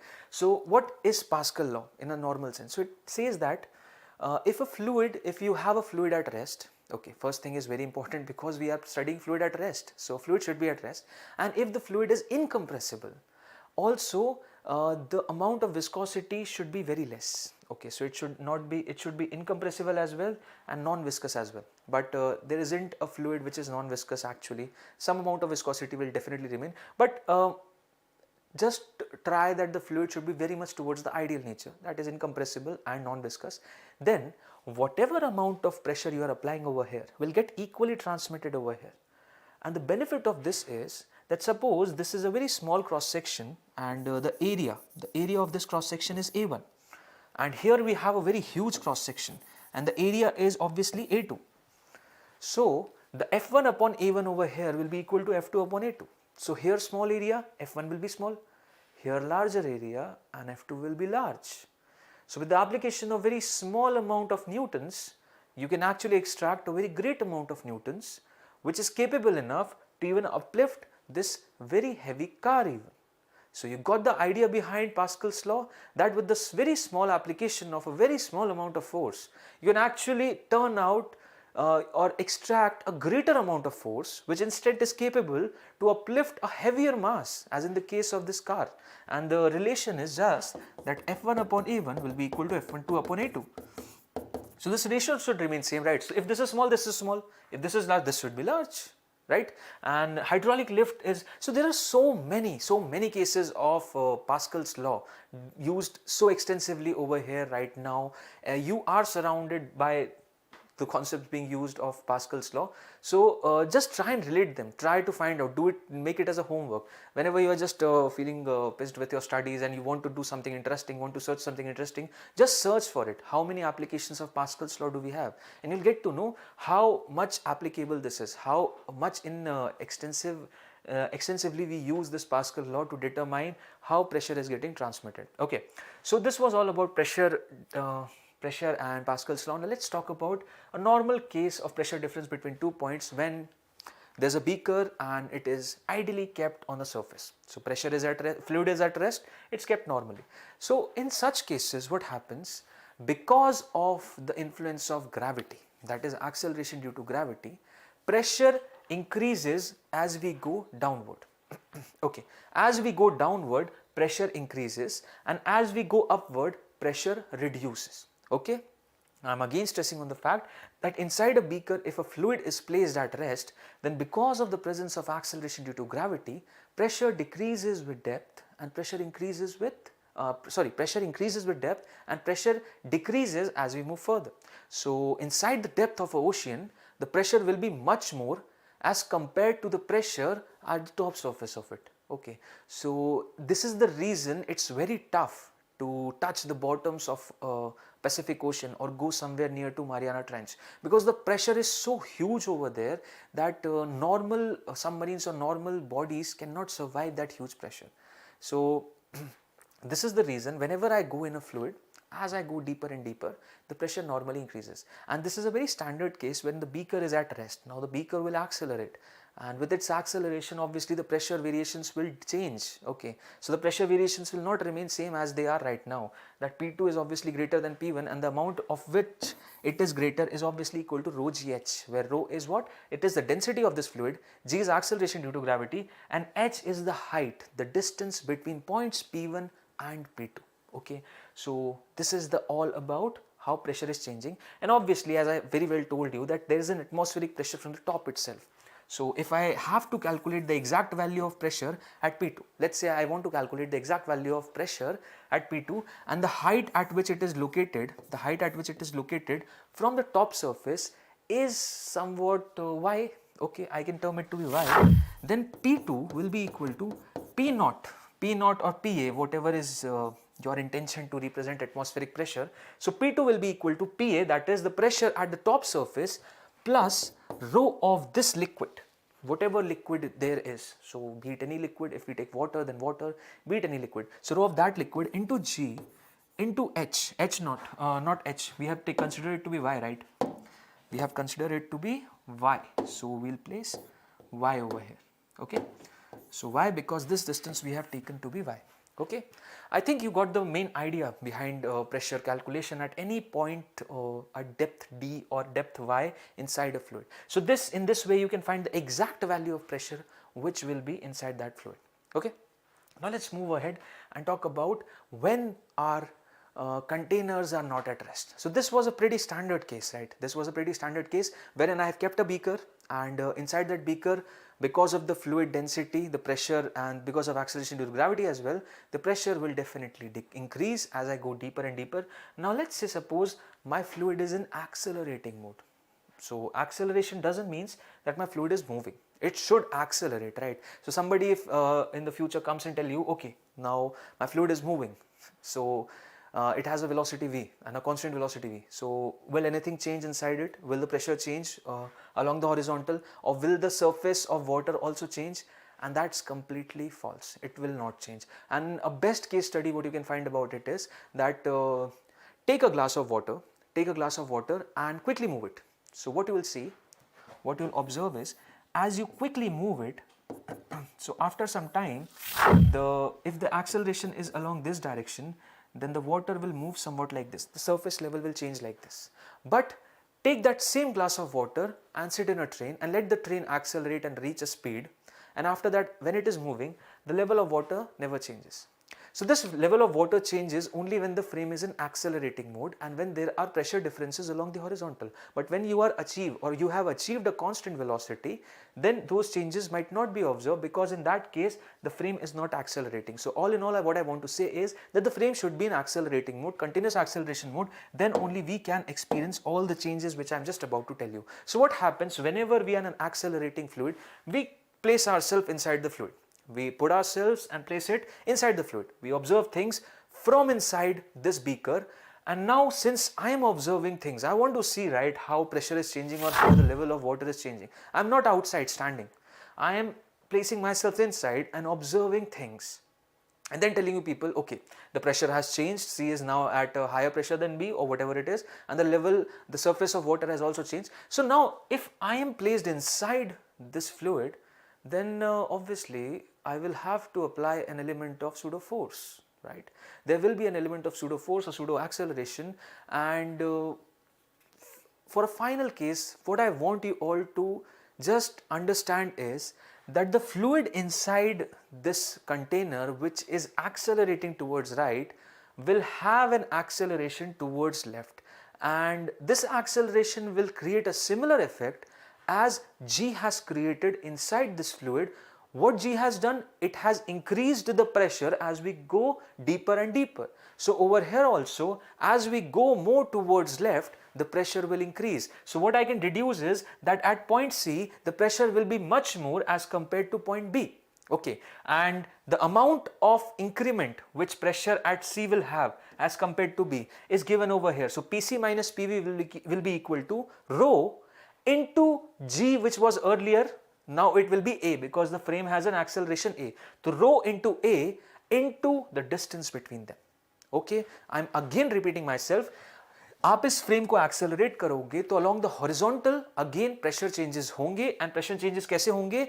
जो इस तरफ होगा, liquid के अंदर एक नया acceleration develop हो जाएगा, सूडो एक्सेलरेशन बोल लो से, और ये जी तो ऑलरेडी था. अब इन एक्सेलरेशंस के अकॉर्डिंग प्रेशर चेंज यहाँ पे भी होगा, इस तरफ भी इंक्रीज होगा और नीचे तो इंक्रीज हो ही रहा था. नीचे इंक्रीज होने का रीजन था जी, और अब इधर होने का रीजन होगा ए. ये तब है जब our frame is accelerating towards right. ठीक है, अब इसकी वजह से C will now be at a more pressure than B, and C का प्रेशर कितना ज्यादा होगा?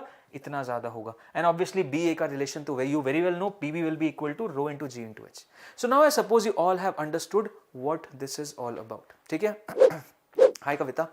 So this was about fluids in acceleration. Now suppose the fluid, the container is now not accelerating towards right, it is accelerating towards left. Then what will happen? The pseudo acceleration now will be towards right. Okay. Now suppose the container is moving towards downward direction, then the pseudo acceleration will be towards upward direction. Right? This might occur that this pseudo acceleration A is greater than G. Then what happens? You do one thing. You put a glass of water. And just move it very rapidly in downward direction. What you will encounter is that the water has just spilled out of that container. The water has just water comes out of that glass which you have just hold it in your hand, and you just accelerated it in downward direction. And this is because the acceleration with which you have done, the acceleration which you have imparted to this glass is much more than the acceleration due to gravity. And the reason is that only that our water comes out. Okay, and if I move a glass in upward direction, then the case is very simple. If I move an acceleration in upward direction, or the container has an acceleration upward direction, then the pseudo acceleration will be in downward direction along with G. So what will happen? Now PB will be much more pressure, will have much more pressure as compared to A. Now PB minus PA will be equal to rho GH plus rho AH even. Okay, so this acceleration will increase the amount of difference of pressure between point B and A. So this is all about fluids and acceleration. Okay, and this was all about fluids and acceleration, how pressure changes. One more entity changes, and the other entity is that the surface also bends. Now surface is like this when the fluid is kept at rest, right? Normally whenever I pour a glass of water, so in that glass of water the level of water is just like this. And what is the reason behind that the level of water has maintained this this type of structure or this type of surface? The reason is that the surface will always be perpendicular to the net acceleration of the fluid. Okay, the surface will always be perpendicular to the net acceleration of the fluid. Always keep this in mind. The surface will always be perpendicular to the net acceleration, So over here the net acceleration is only g.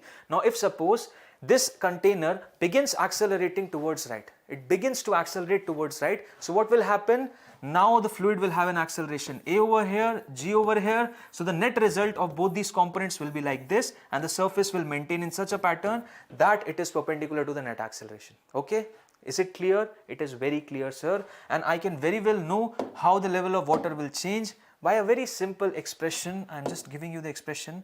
Now let's say suppose here is our acceleration a, here is our acceleration g, and the net acceleration is somewhat like this. Okay, so if I have mentioned this angle to be theta, then this angle will be 90 minus theta, and this angle will be obviously theta.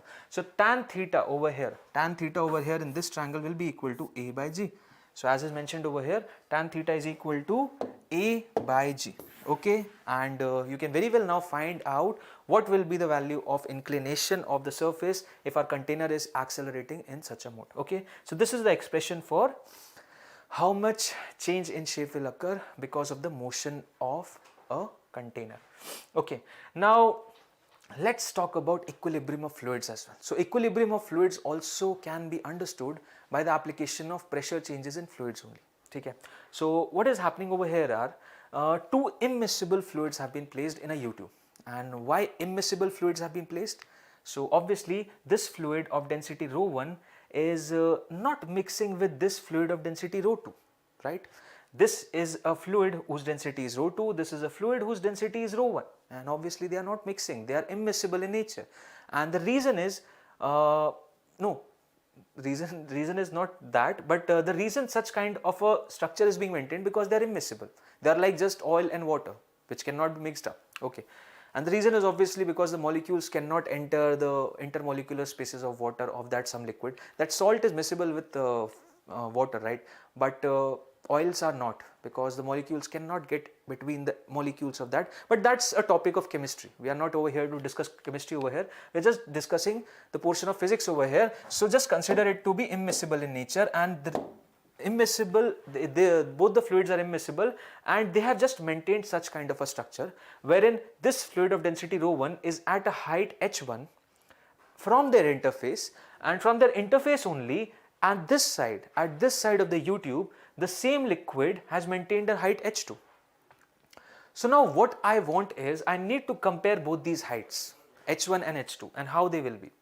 So what I can deduce is that since this is a normal structure and fluids are not accelerating, right? The containers are not accelerating, they are kept at rest. So since they are kept at rest, there is only one element of acceleration, and that is downwards. So at the horizontal level, there is no acceleration. So at all the horizontal points, acceleration is 0. So that means pressure will be same. So if I talk about this point, then all these pressures at all these points will be same. If I talk about both these points, pressure will be same. If I talk about these 2 points, A and B, pressure will be same. If I talk about these 2 points, pressure will be same. No, sir. Why not? Because the fluid is now not same. This concept that pressure will be same at horizontal level in case when only G is in mode or when only G is acting is applicable only when our fluid is same. जहाँ हमारा fluid change हो गया, यहाँ पे देखो आप fluid same नहीं है, here is different fluid, here is different fluid, तब you cannot create that analogy कि इस horizontal पे pressure same होगा. No, not at all. Okay, so यहाँ पे pressure same नहीं होगा, आप इस pressure पे change करो ना, यहाँ पे A और B पे pressure same होगा. That means the P naught over here plus the pressure due to this column and P naught over here and pressure due to this column will give you the pressure at this point and this point, and they both will be equal. And on equating this, you can actually find the result of H1 and H2. Yes, surely that is the approach only. So P naught plus rho GH2, rho 2 GH2, it is written over here, P naught plus rho 2 GH2. Okay, this will be the pressure at point A. This is the pressure at point A, and pressure at point B will be P naught plus rho 1 GH1. And this is over here, and this is the pressure at point B. Okay, so this is the pressure at point B, this is the pressure at point A, and obviously PA is equal to PB. On just equating them out, P naught will get cancelled, GG will get cancelled, and finally what I am remaining up with, that rho 1 H1 will be equal to rho 2 H2. So if Rho 1 is greater than rho 2. If rho 1 is greater than rho 2, then H1 will have to be lesser than H2. If rho 1 becomes lesser than rho 2, then H1 has to rise above this level of H2. So over here, as you can see, H2 is greater than H1. That surely suggests that rho 1 must be a denser fluid than rho 2. And this can be asked in the examination, given you this figure, and they are just giving you 4 options. So what can you deduce from this figure?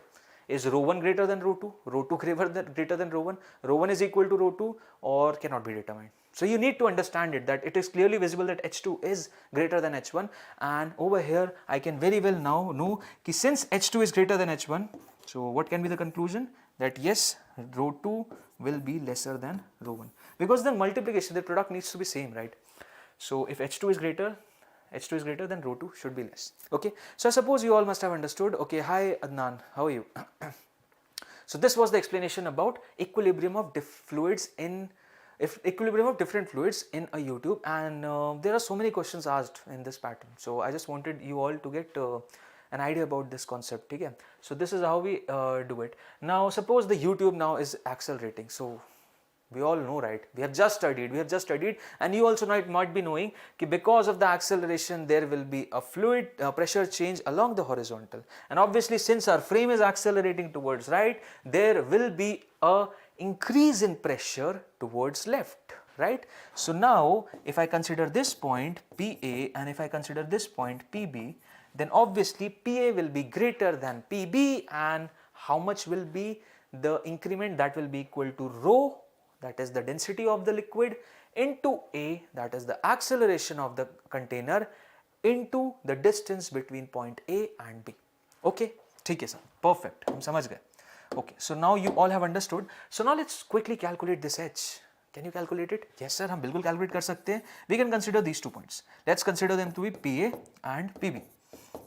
Okay, we can do that. Now PA will obviously be greater than PB. Yes, PA will be greater than PB. Yes sir, you are absolutely correct, because our container is accelerating towards right. So pressure change will be increasing towards left inside the liquid. So PA will be equal to PB plus rho into A into the distance, that is L. Okay sir, perfect. Okay sir, one more thing. There is an acceleration due to gravity in downward direction, right? So PA will be greater than the pressure over here, and the pressure over here is by convention, you don't need to tell us again and again, it is by convention equal to P naught, that is atmospheric pressure. So PA will be equal to P naught plus rho into G into this height H. I can write it to be H. Clear? Yes sir, clear. Perfectly clear. Okay sir, one more thing. Was this PB open to air? Yes, it was. You can see there is nothing hidden or nothing closed over here. So this was open to air. That means air molecules were continuously striking the surface. That means PB is what? PB is P naught only. So this becomes P naught, this becomes P naught, PA are same. That means rho AL is equal to rho GH. So from here what I can deduce is that rho AL will be equal to rho GH, rho gets cancelled, that means AL is equal to GH, right? AL is equal to GH, and now I can very well calculate the value of tan theta. Tan theta will be equal to H upon L, so H upon L will be equal to A by G, and what is written over here? Is it clear? Okay, H upon L will be equal to A by G. Okay, this will be equal to A by G. I think I have cleared all your concepts or all your doubts regarding this topic, how things will be. It will be equal to A by G. Okay, so tan theta is obviously H by L, and AL will be equal to GH. So H by L will be equal to obviously A by G. So tan theta can be very easily calculated. You just don't need to memorize this concept. Don't memorize this formula. Just memorize this entire concept which I have done. Okay, this is not a very big thing to write down. You just need to write 2 equations and finally you will get the result. Okay, and if anything occurs, if any change is also there, if suppose the case becomes of 2 immiscible fluids, then also you can encounter the case and finally go with the final result, which is the correct one. Okay. Okay. Let's move ahead and talk about how YouTube is rotated about a limb. About a limb means about one of its sides, one of its arms, and then because of that even the pressure difference arises along horizontal, and water rises in one of its arm, one of its limb. And why that occurs is, I'll again tell you. So what happens is, whenever a liquid or a fluid or a container is in rotation, so this arm is actually performing a circular motion, right? Obviously it is, and it is performing a circular motion. That means this frame must be in accelerating mode. Why? Because its velocity, its direction is continuously changing.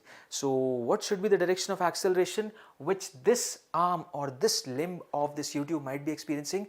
The acceleration will obviously be towards the axis of rotation. And how much will be the acceleration? It will be equal to omega square r, that is centripetal acceleration. So now the frame's acceleration is obviously towards the center. The frame's acceleration is obviously towards the center.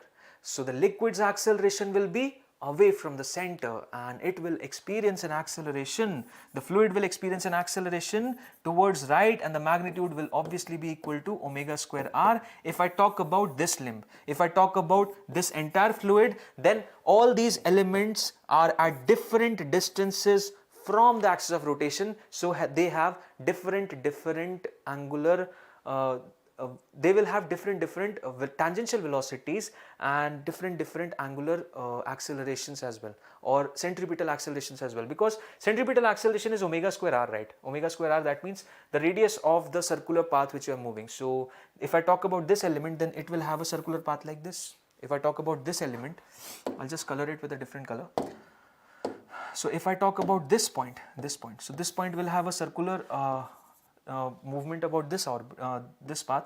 It will have a circular motion about this path, and obviously you can see the both radius are different, so they will experience a different acceleration towards or out of the center, away from the center. But if I talk about this arm, then this arm is maintaining a same path, same circular orbit with a uniform radius of capital R, that is equal to capital L, and the entire fluid in this column will experience an acceleration is equal to omega square r in horizontal direction. But I will have to consider a case between this point and this point. So I will have to infuse calculus into it, right? All what I want to say is that I will have to introduce an element of calculus into it. The pressure over here at point B and the pressure over here at point A. So PB will be obviously greater than PA, but that cannot be just like omega square r into G into rho into L, because obviously omega square r is changing for different fluids. So I will have to introduce an element of calculus into it, and finally what you will be getting is that the tan theta over here will turn out to be omega square L upon 2g. Okay, and tan theta will be equal to h by g, and the height which it has risen from the surface. Okay, so this is the surface, the height. So in this case I want you all to remember this expression. Okay, so the height risen will be equal to omega square L square upon 2g. Okay, and if you know this thing, then tan theta is not a big thing. Tan theta is obviously h by L, so that will be equal to omega square by here it will be omega square L by 2g. Okay, 1L comes over here, and that will be equal to omega square L upon 2g. And this is the case when I have done a rotation about one of the limbs, and this result is not a very further or a bigger one. Okay, you can very well find it using the concepts of calculus only. Okay, let's move ahead and solve this question. It's a very good question, and what it says is that a U-tube contains water and oil separated by mercury. Okay, no problem. The mercury columns in the two arms are at the same level, with 10 centimeter of water in one arm and 12.5 centimeter of oil in the other. Okay. So U-tube has water and oil.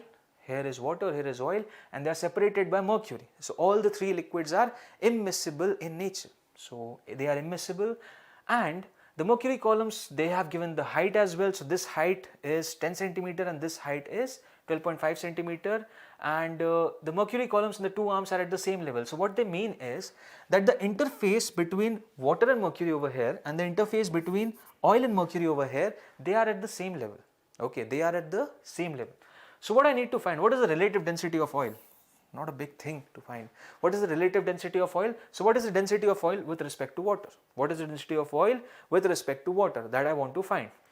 No issues, I'll find it within 5 minutes or within 1 minute or 2 minutes. Don't worry. Okay, so what I need to do, just bring it over here. So what happens is, I can see that from here to here, from this point, from point A to point B, mercury is there, right? So, and they are at the same level, they are at the same level. So, PA will be equal to PB, I can clearly say, because the fluid is also same and they are at the same level. So, PA will obviously be equal to PB, right?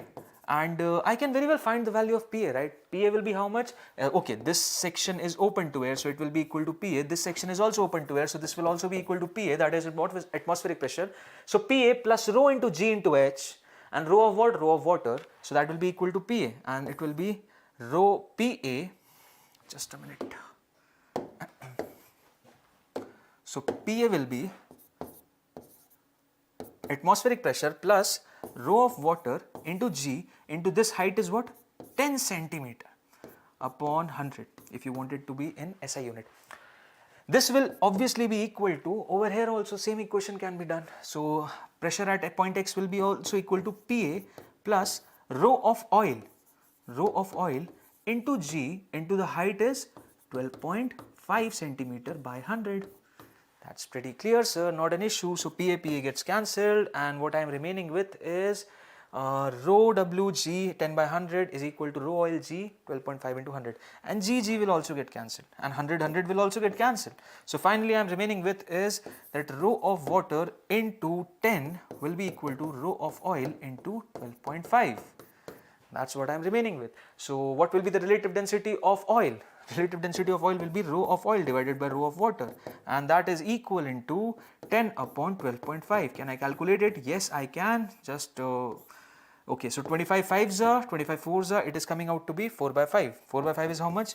0.8. So, this is the relative density of oil with respect to water. If I want to find the density of oil, so just multiply it with the density of water, and density of water you all should know. This is very important. You all should know the density of water is equal to 10 raised to the power 3 kg per meter cube. And what is the significance of density? That means construct a cube, 1 meter length, 1 meter breadth, 1 meter height. Okay, 1 meter length, 1 meter breadth, 1 meter height. So, this cube of 1 meter dimension will contain a water whose mass is 1000 kgs. Okay, so this is the significance of this density. So, always remember in that sense. I used to remember when I was a kid that I have an overhead tank which was not cubical but cylindrical in shape. So, I just memorized it that okay, the dimensions were 1 meter head, 1 meter length and 1 meter cube. I imagined that cylindrical container to be just like a cuboid or a cube whose dimensions are 1 meter cube, and close about 1 meter I can express, right? 1 meter is this much length, 1 arm and 1 body. So, that amount is 1 meter. So, in that 1 meter near about 1000 kgs of water was there. So, that was the significance behind me remembering, but it is not a very complex figure to remember. Always remember the density of water is 10 raised to the power 3 kg per meter cube, and rest other are defined in respect with water only, and of mercury is 13.6 into 10 raised to the power 3 meter cube. Obviously, oil, whenever you see an oil packet, you will obviously see that its density is lesser than water. It will be around 900, 940, 980 something. Okay, if I talk about any oil, that's the reason oil just floats over water. And if I talk about ice, then ice also has a density that is lesser than water. So, it's near about 0.9 into 10 raised to the power 3. It's 900 kg per meter cube. Okay. So, this is our answer, this is the correct answer. Now, let us move ahead and solve this question. So, what this question says is, there is a circular tube, okay, this is a circular tube, and two liquids which do not mix and of densities d1 and d2 are filled in this tube. Each liquid subtends 90 degree at the center, radius joining their interface makes an angle alpha. So, this angle is alpha. Ratio of both these densities is, ratio of densities is, okay. So, we need to find the ratio of their densities. No problem, we'll do it in a quick span of time. Just wait over here, जिनका answer आ जाए मुझे जल्दी बताओ what is the correct answer, or else I'll be just solving it in a while. ठीक है? So what is the correct answer? तो देखो यहाँ पे क्या करेंगे, this angle is given to us as alpha. Okay, we have a point over here, and what we'll be doing, we'll be just calculating the pressure at this point. Okay, so pressure at this point कितना होगा, we'll be calculating, and this is also same, this is also same, something or the other is placed over here, maybe it gas or something, anything else. So what I can do is, I can mention this pressure to be P naught and also this pressure to be P naught. Obviously, I can do that.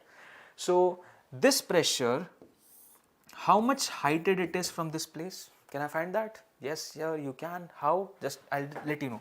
So this angle is obviously, they have said that the interface is making 90 degrees. So this angle is also 90 degrees. So this angle will be 90 minus alpha, and obviously if I make a horizontal over there, so this angle will be 90 minus alpha, and this angle obviously will be alpha, right? Yes sir, you are absolutely correct. So this angle is 90 minus alpha. So that means this distance what you are observing over here will be equal to r. This is the radius, so r cos of 90 minus alpha, that is r sin alpha, right? This will be equal to r sin alpha. So that means this distance which you are observing over here, this distance will be equal to r sin alpha. Since this angle was 90 minus alpha, so r of cos 90 minus alpha, this distance will be r sin alpha. Exactly? Yes sir. Yes sir. Exactly. So this distance is r sin alpha, and what about this distance then? What about this distance then? So what I am going to do, this angle was also alpha and this was 90 minus alpha. So as usual, this is the radius, this is the radius. So this angle will be r sin alpha and this will be r cos alpha. So this side will also be r sin alpha. And if I talk about this side, so this is r, so this will be r of cos 90 minus alpha and this will be r of sin 90 minus alpha. So this will turn out to be r cos alpha. Absolutely sir, very good. Now if I talk about this length, okay, so this length is how much? So this is r, and obviously this will be equal to r cos alpha. So I'm talking about this length, okay, till this height, not till this height, okay. So this height will be r cos alpha. Sir, why are you doing this? आप ये सब कर क्यों रहे हो? What is the reason behind it? Just to create a relation बना रहा हूँ मैं. कैसे? I'll be doing what? मैं यहाँ पे प्रेशर बोलूँगा P नॉट, यहाँ पे प्रेशर बोलूँगा P नॉट, और यहाँ पे प्रेशर निकालूंगा P, और यहाँ पे प्रेशर बोलूँगा P नॉट, और यहाँ पे प्रेशर निकालूंगा P. ठीक है, तो उसके लिए मुझे हाइट डिफरेंसेस चाहिए ना. I need those height differences, right. So यहाँ पे फ्लूइड सेम है, सो P नॉट से इस पॉइंट तक का प्रेशर कितना हो जाएगा? इस पॉइंट का प्रेशर मैं बोल देता हूँ P डैश, और फिर P डैश से P निकाल भी लूंगा बड़ी आसानी से. सो P नॉट से P कितना हो जाएगा? Just tell me, P naught से P कितना हो जाएगा? So P dash will be equal to P naught plus rho of this liquid is d2. So d2 into g into this height, this is what? R sin alpha. So this will be equal to g, that is acceleration due to gravity, d2 that is density, and height is r sin alpha, plus this height also, and this is what? d2 into g into this height is r cos alpha. So I'm just mentioning it over here. This will be equal to plus g into d2 into r cos alpha, plus also, अभी तो हम यहाँ तक पहुंचे, अभी हमें यहाँ तक जाना है. We need to go till this point, यहाँ तक जाना है. सो ये हाइट भी लिखनी पड़ेगी. ये हाइट कितनी है? This will be equal to R, total R minus ये जो लेंथ हमने निकाली है, कितनी आ रही है? This is equal to R cos alpha. So plus g into d1 into total R minus this length, that is R cos alpha, R minus R cos alpha. Clear है? आई गेस क्लियर है, बहुत आसानी से clear है. मैंने बहुत अच्छे से एक्सप्रेशन लिख दिया. यहाँ पे पी प्रेशर यहां से चालू किया और यहां तक लिखा है.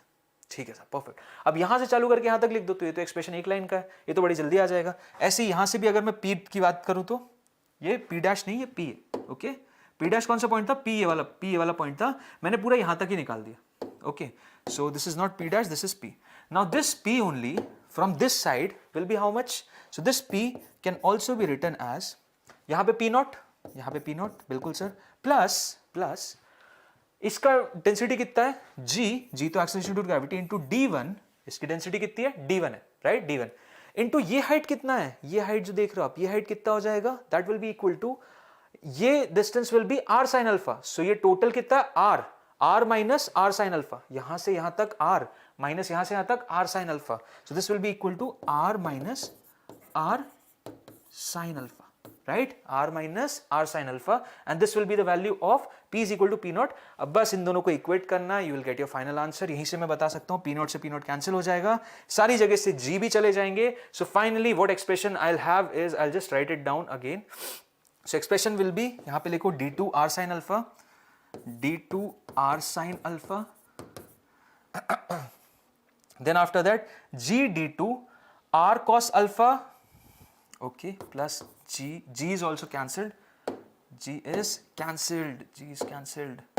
So this will be how much? d2 R cos alpha, d2 R cos alpha plus G d1 R minus R cos alpha. that is d1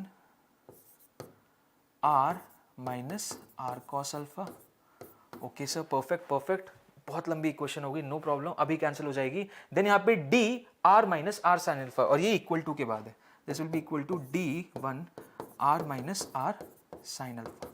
clear है? चेक कर लेते हैं. हाँ सर बिल्कुल क्लियर है, ठीक है, एकदम क्लियर है, परफेक्ट है. अब देखो आर भी तो कैंसिल हो रहा है, ये देखो आर भी कैंसिल हो जाएगा. And one more thing, on the LHS part it is d1 into r, on the RHS part it is d1 into r, तो ये भी कैंसिल हो जाएंगे. सो फाइनली यहाँ पे क्या रहेगा, d2 will come outside, on the LHS d2 will come outside and it will be over here that sin alpha plus cos alpha will be equal to, over here it will be d1 will also come outside, and this d1 into minus cos alpha will go over there, so over here it will turn out to be d1 cos of alpha minus sin of alpha.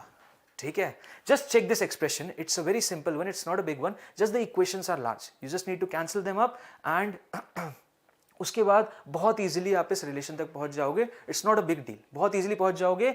But this question looks complex, but the solution, if you know the concepts you can very well find the answer. ठीक है, now what I need to do, I just need to find the ratio, right? So d2 is to d1 now will be equal to cos alpha minus sin alpha divided by cos alpha plus sin alpha.